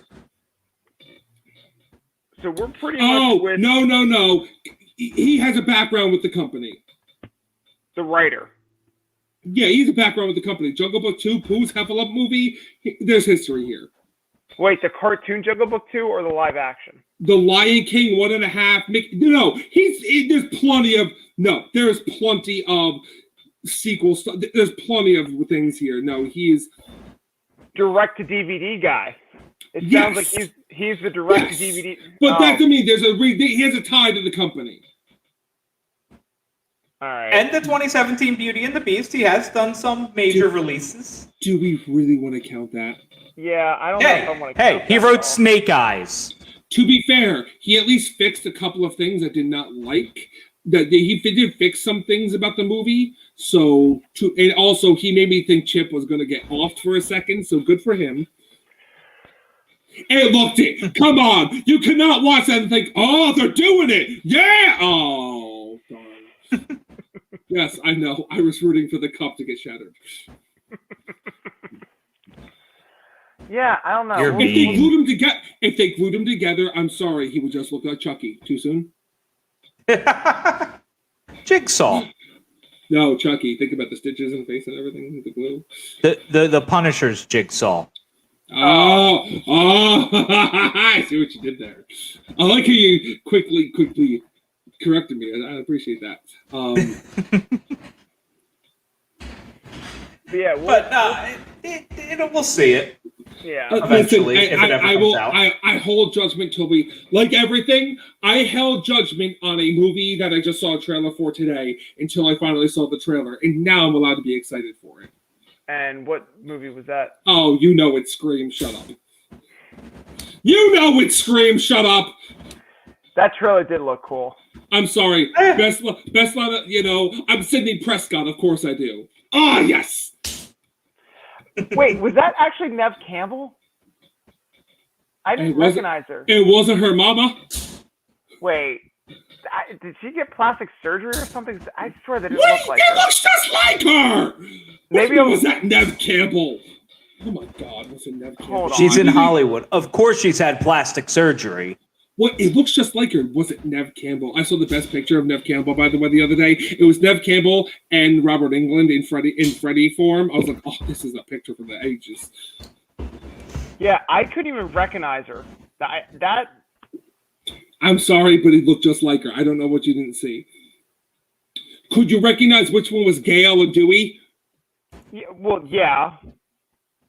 I mean, it's Courtney Cox. How do you not know Courtney Cox? And how could you not recognize Nev Campbell?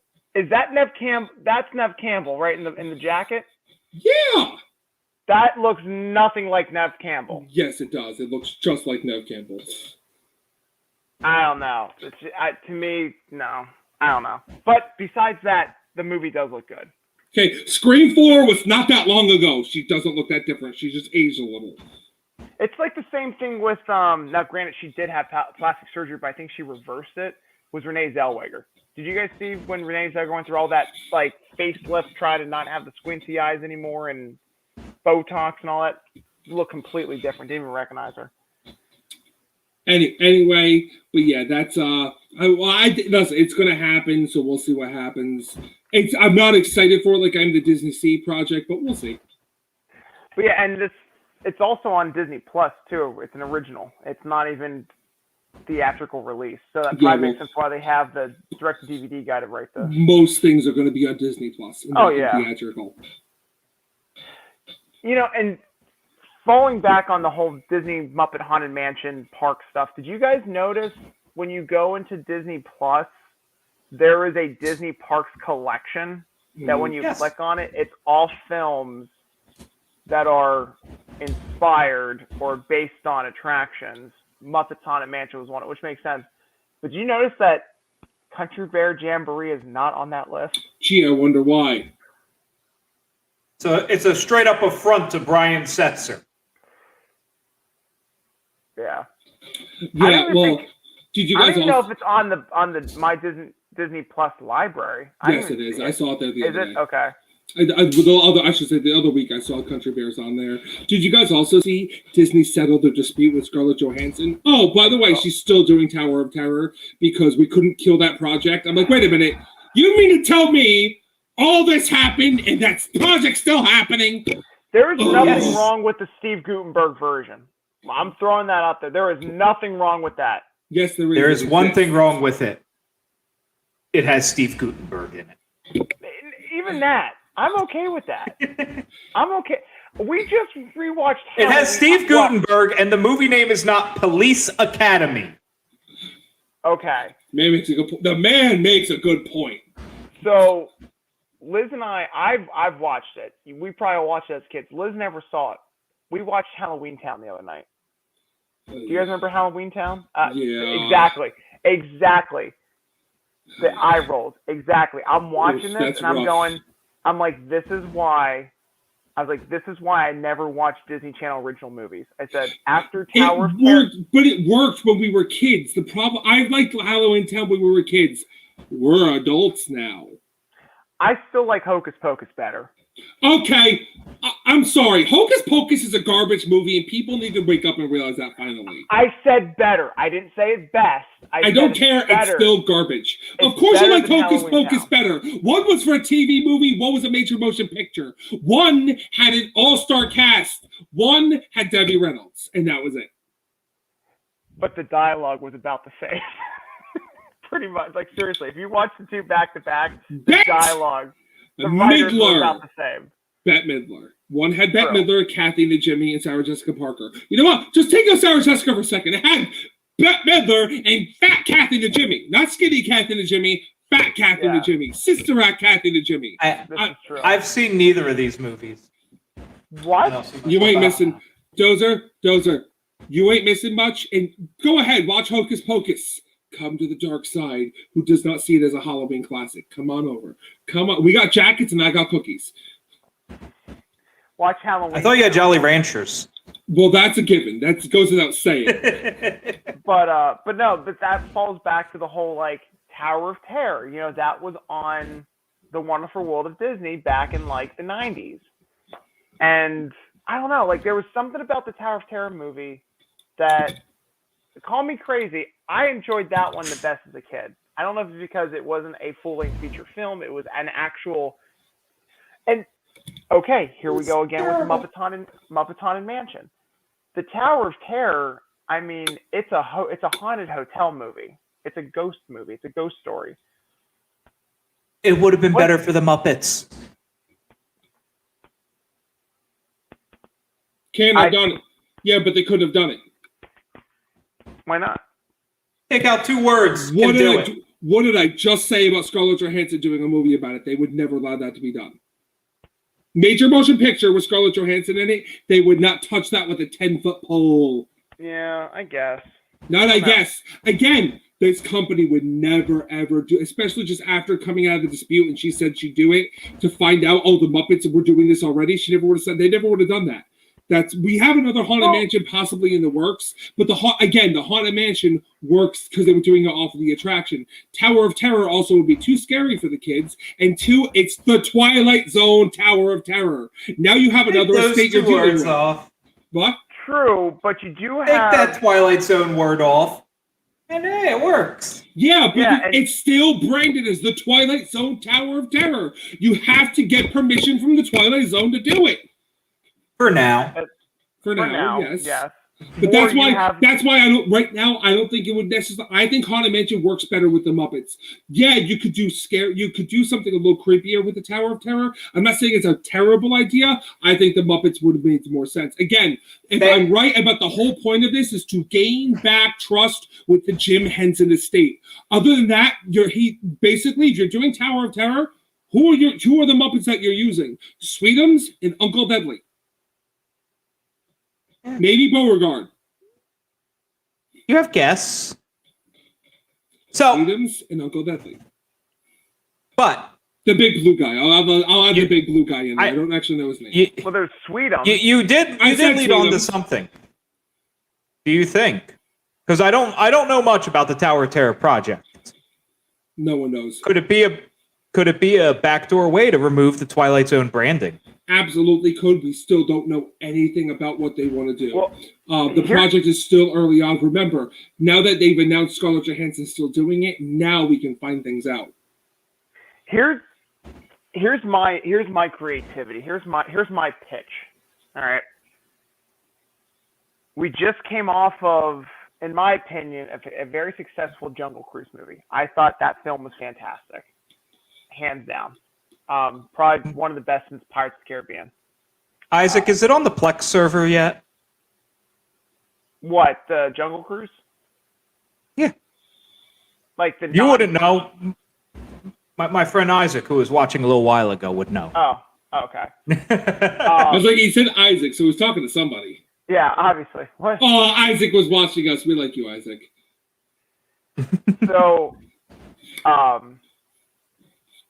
so the storyline, the continuity, it teases the Society of Explorers and Adventurers without actually referencing the Society of Explorers and Adventurers. It has its own little world. It ties into the ride. My take, if they did Tower of Terror, keep it in that universe.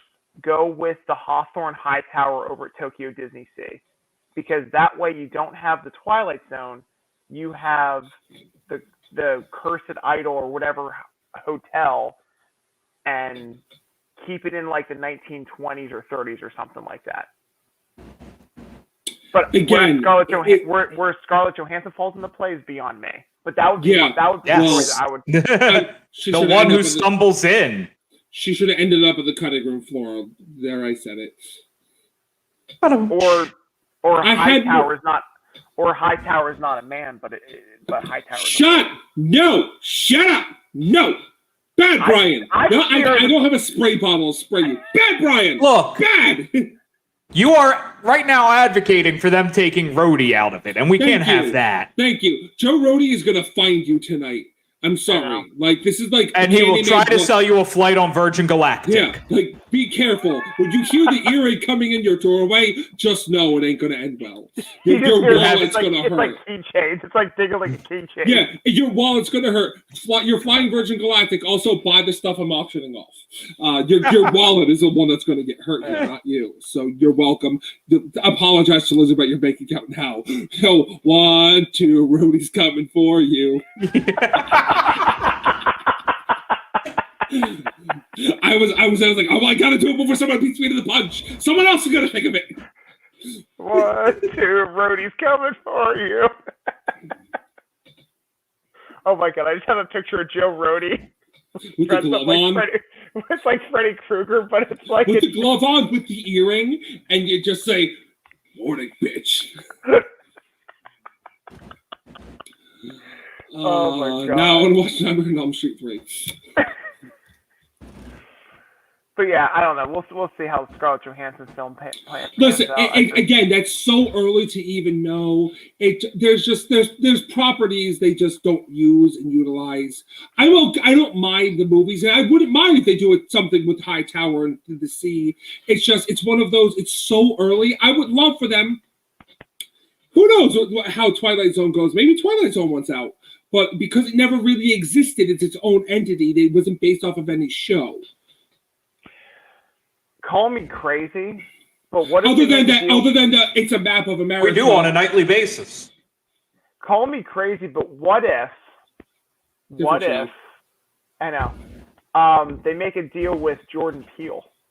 No, bad Brian. Brian. I said what if. What if? No, for the love of God, stay away from that name. No, bad Brian. What, you didn't like the new Twilight Zone show? I refuse to pay for it. I haven't seen it, but it's from my understanding, I liked Get Out. It's not a horror movie, but I liked it. I liked Us. I have my own personal feelings because my understanding is that him and Key don't talk anymore. Really? Yeah, I've heard rumblings that Key and him don't talk, which hurts me. Like, I guess Peele moved on up in life, but they try to make Peele out to be like bigger than he is. He's the new master of horror. First off, you did 2 movies. One of them is not a horror movie, and James Wan exists right now. So yeah. But I don't think a Jordan Peele alliance would be a good thing. Again, this has to be a family movie. Yeah. Peele's doing something completely different with his career at this point. He's adult oriented. He was an executive producer on Candyman, which was not terrible. But I had to wait the entire movie before getting what I wanted.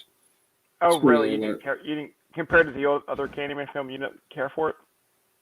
It's not bad. It's never going to compare to the original. Come on. Oh, sure. But I had to wait. Spoiler alert, I let that cat out of the bag. I had to wait the whole movie to get what I wanted.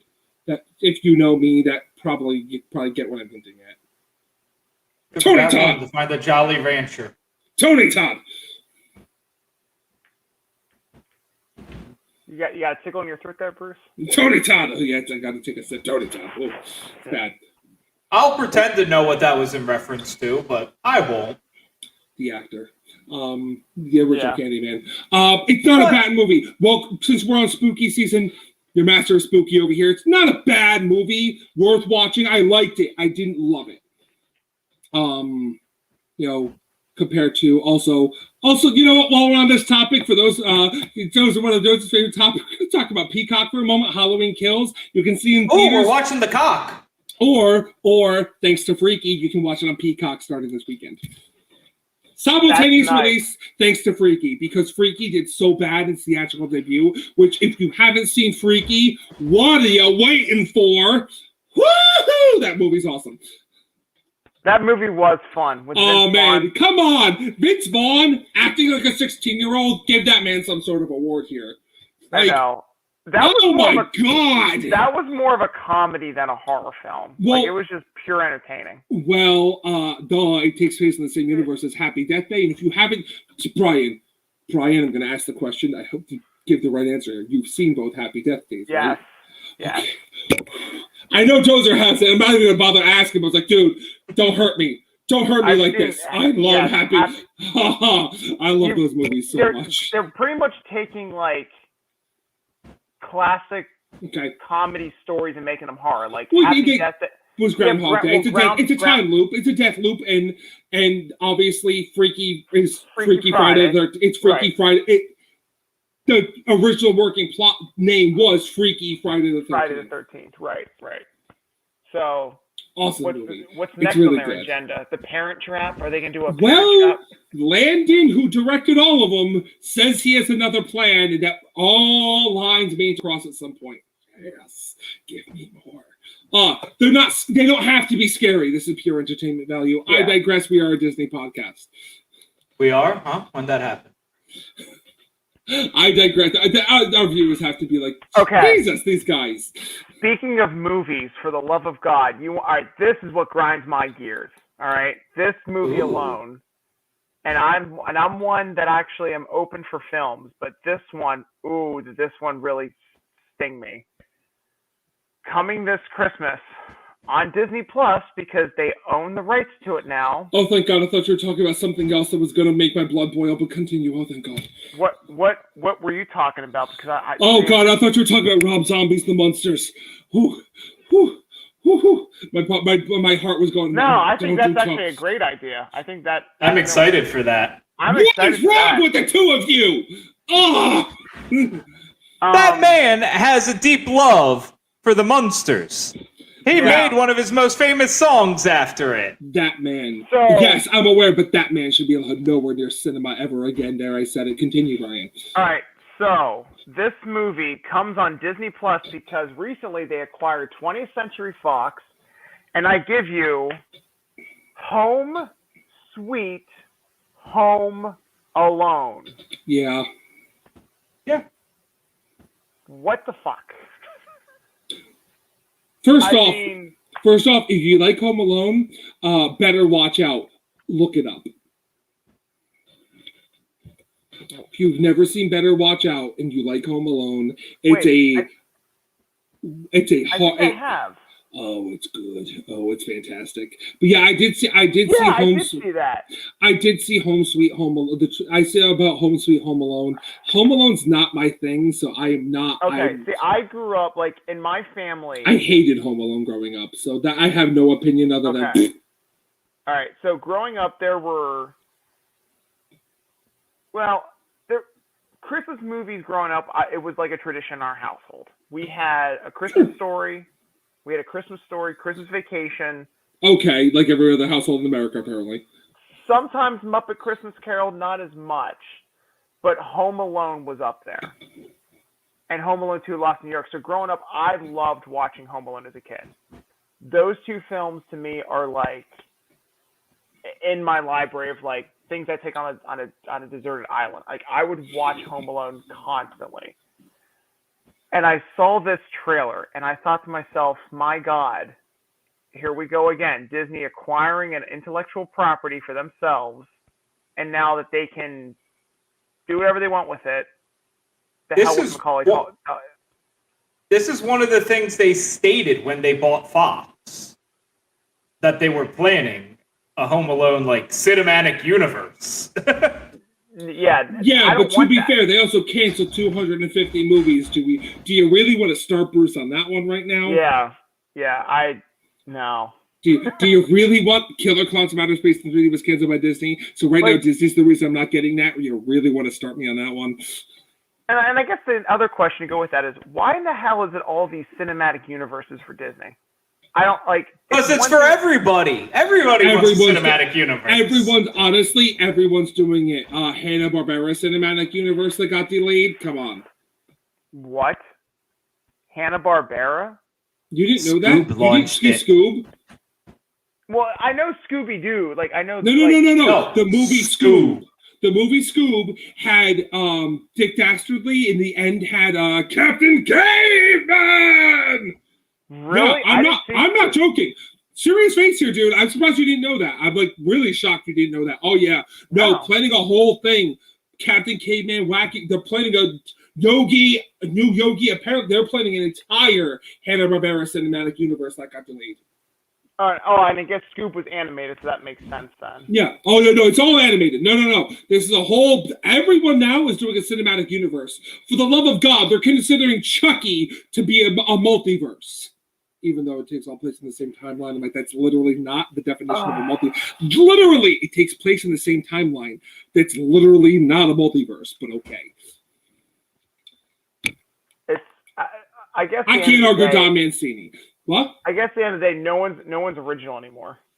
Well, you know what the problem is? Even Disney movies, original movies go over like a lead balloon half the times. I'm sorry. I am a lover of Zootopia. I love that movie more than any grown. Yeah. I watch that movie more than any grown adult should. I love that movie. And they've done nothing else with it, even though they keep threatening to put it in Animal Kingdom. To the extent, like, I'm surprised they don't show up with, like, a taser, like, we're gonna do it! Watch out, we're gonna do it!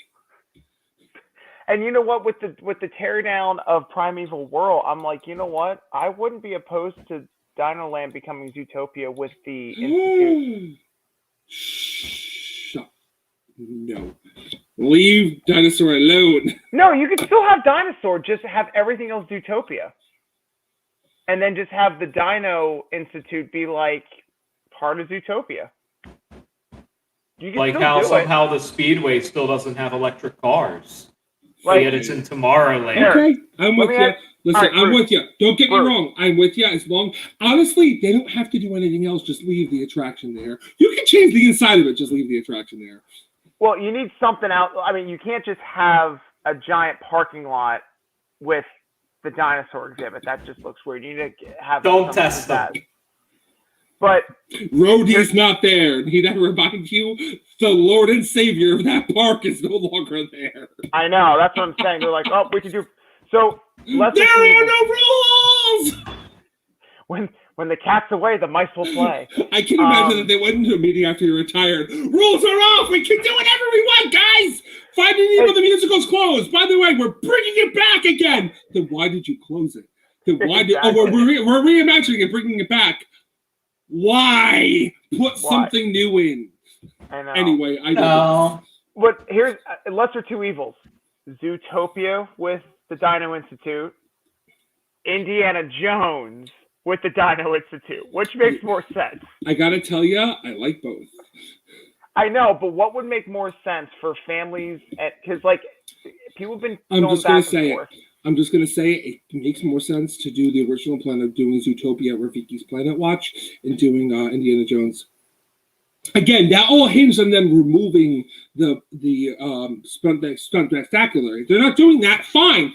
That's why I'm upset the stunt spectacular is still there. I'm like, you keep telling us it's going away, and you keep bringing it back. Make up your minds. You got to do one or the other. You can't say it's going away. Surprise, we're back again. I can't do that. Well, I think it's because it's called a thing called money that the company doesn't have to build new attractions. So they have there's to no money to build new attractions right now. Broke on the seat of their butt. Because that's why they're like, hey, we're just going to cash in on $100,000 a day for this Galactic Star Cruiser. That's where we'll make all of our money back.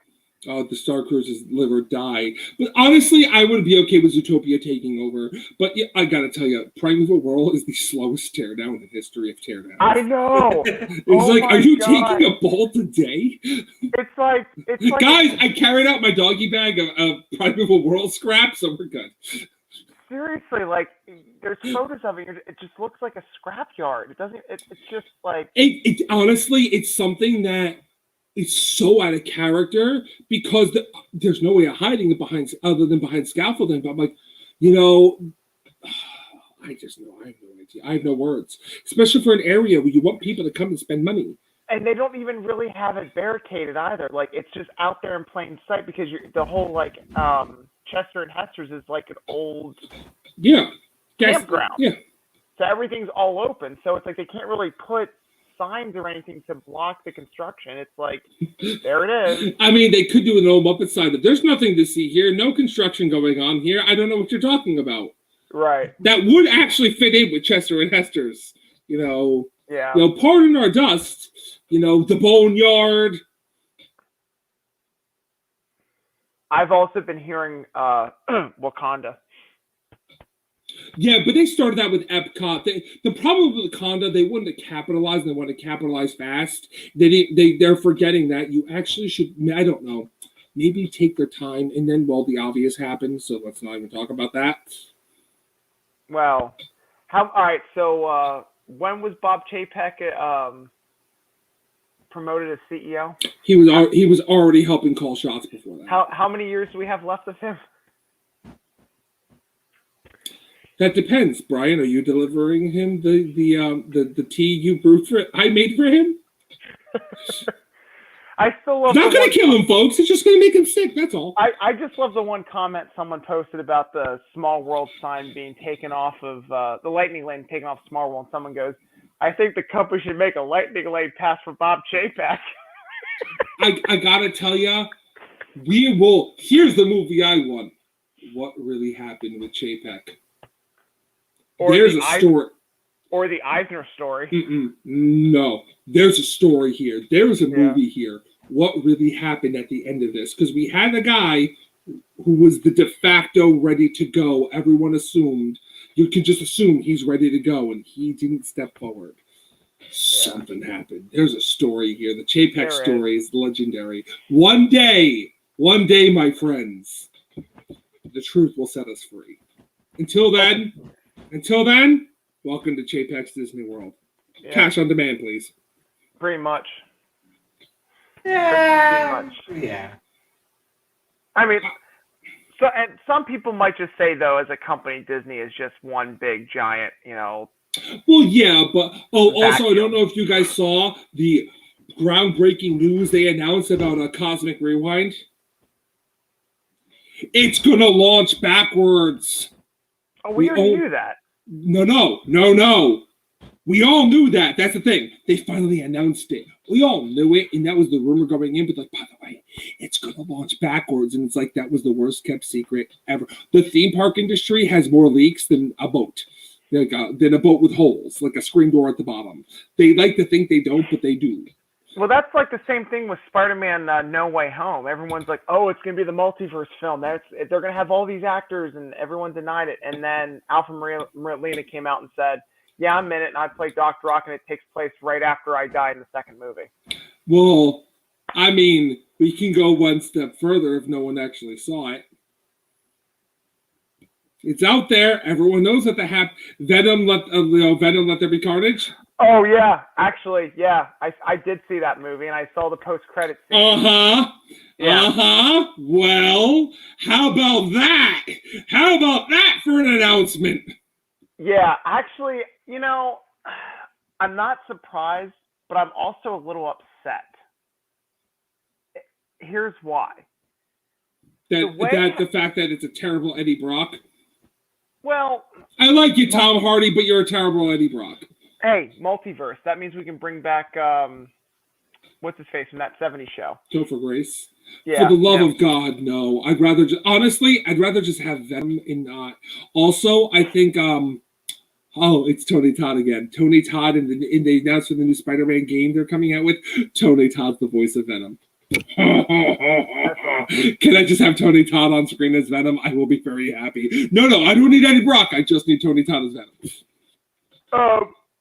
What I was hoping for in that post-credit scene was more of the lore and origins of the symbiote, because the way how Venom was talking to Eddie about like where they came from and all this stuff, I was like, oh, are we going to see like, the symbiote culture and the land? Is that where the third one's going? And then nope.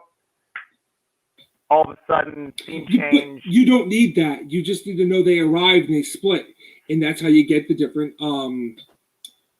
What's the female villain of the movie? Scream. Yeah. Screech.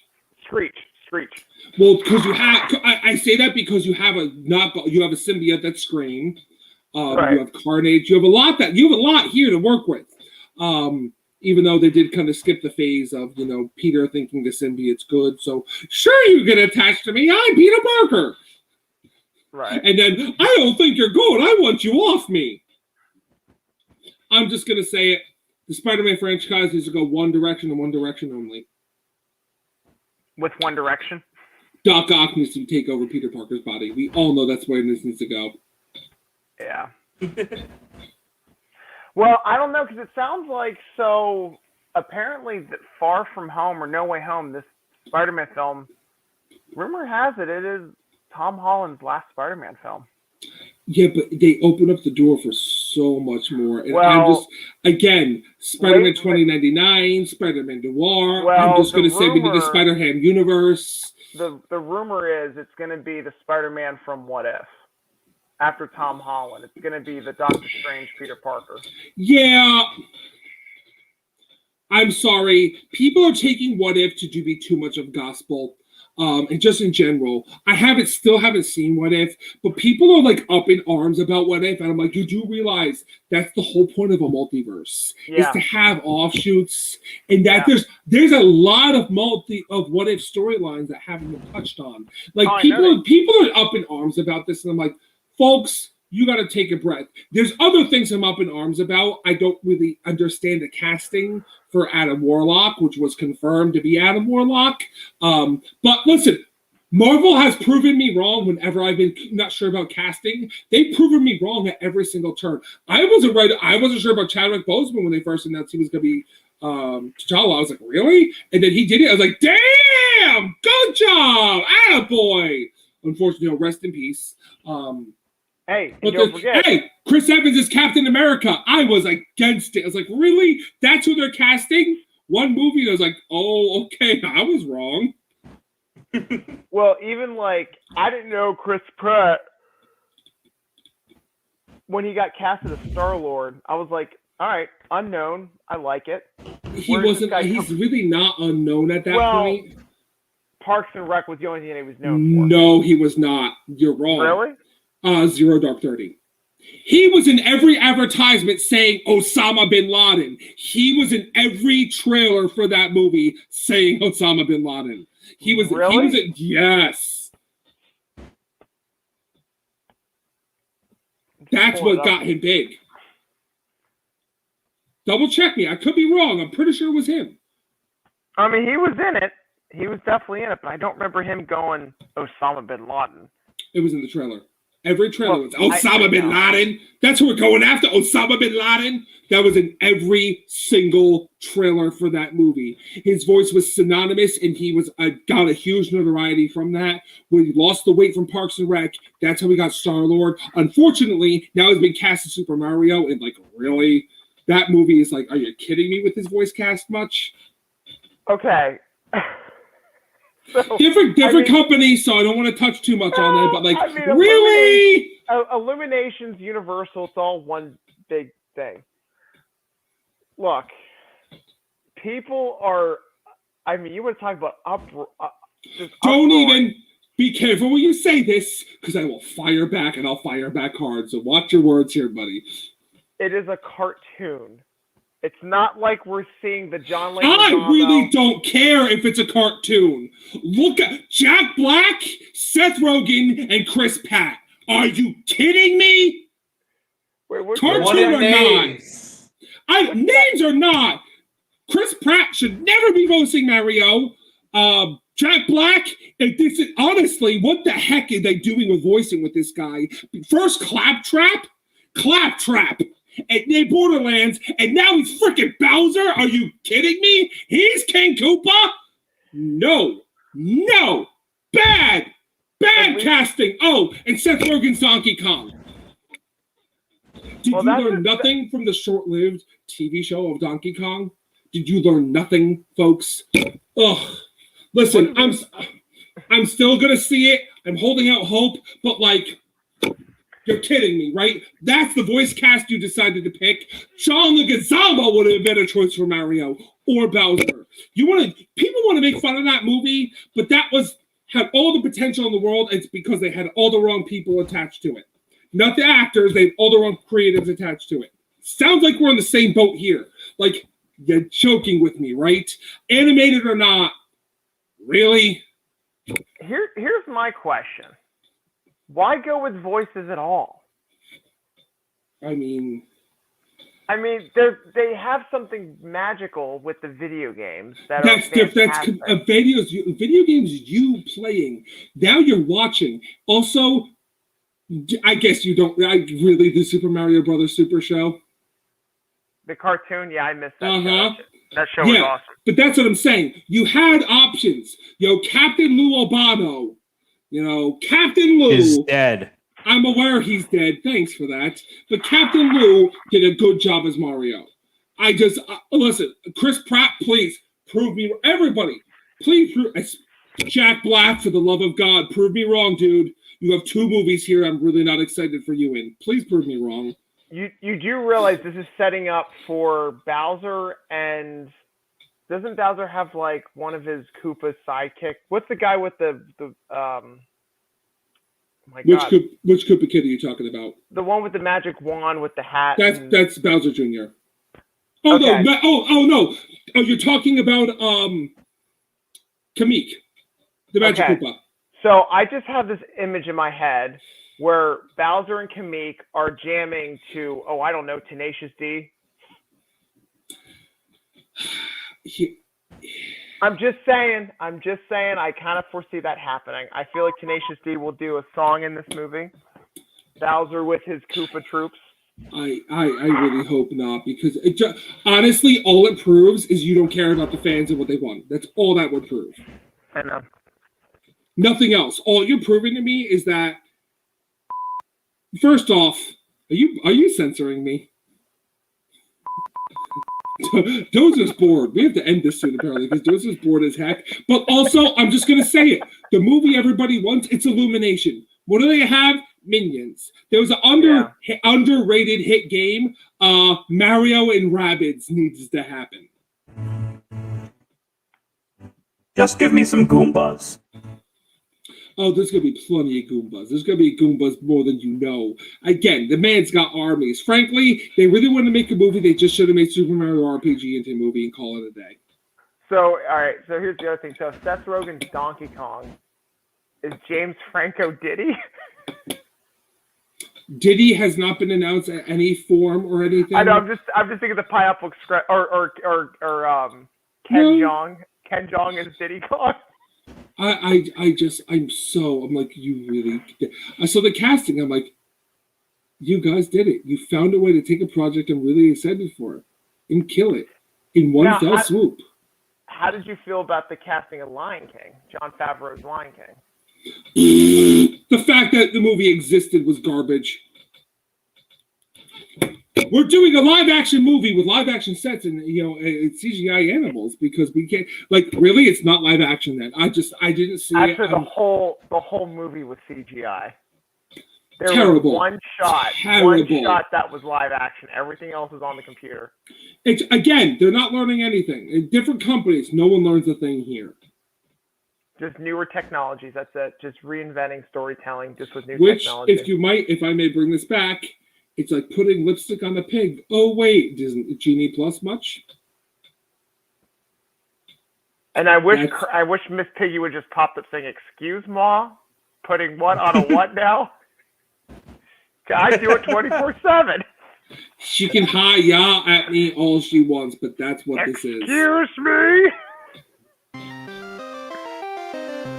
Nice. Well played, sir. Also, however, we've been going for 2 hours. No one's listening. No one's even going to listen. They're going to say 2 hours. The heck are these three talking about? Who do they think they are? Unless I'm cutting it in half. I'm making 2 episodes. Okay. That works. That works for us. Jesus. Meanwhile, in this idiot's Hopefully, it's a clean cut somewhere. Honestly, they're going to listen to this and go, "Where's their plot? Lost in space." But you know what? Until next time, we've been the Diz Idiots. Should we do We're this the idiots. twice? Should we do this twice? Because it's part 1 and part 2. No, because I could cut and place elsewhere. We're the Diz Idiots, so you don't have to be. And I can do voiceover after the fact. That over there is Bruce. No, He's Brian. That's Bruce. Pointing sucks. It's mostly audio. We're halfway through, kids. Any of you going down to HHN 30? Enjoy. Yep.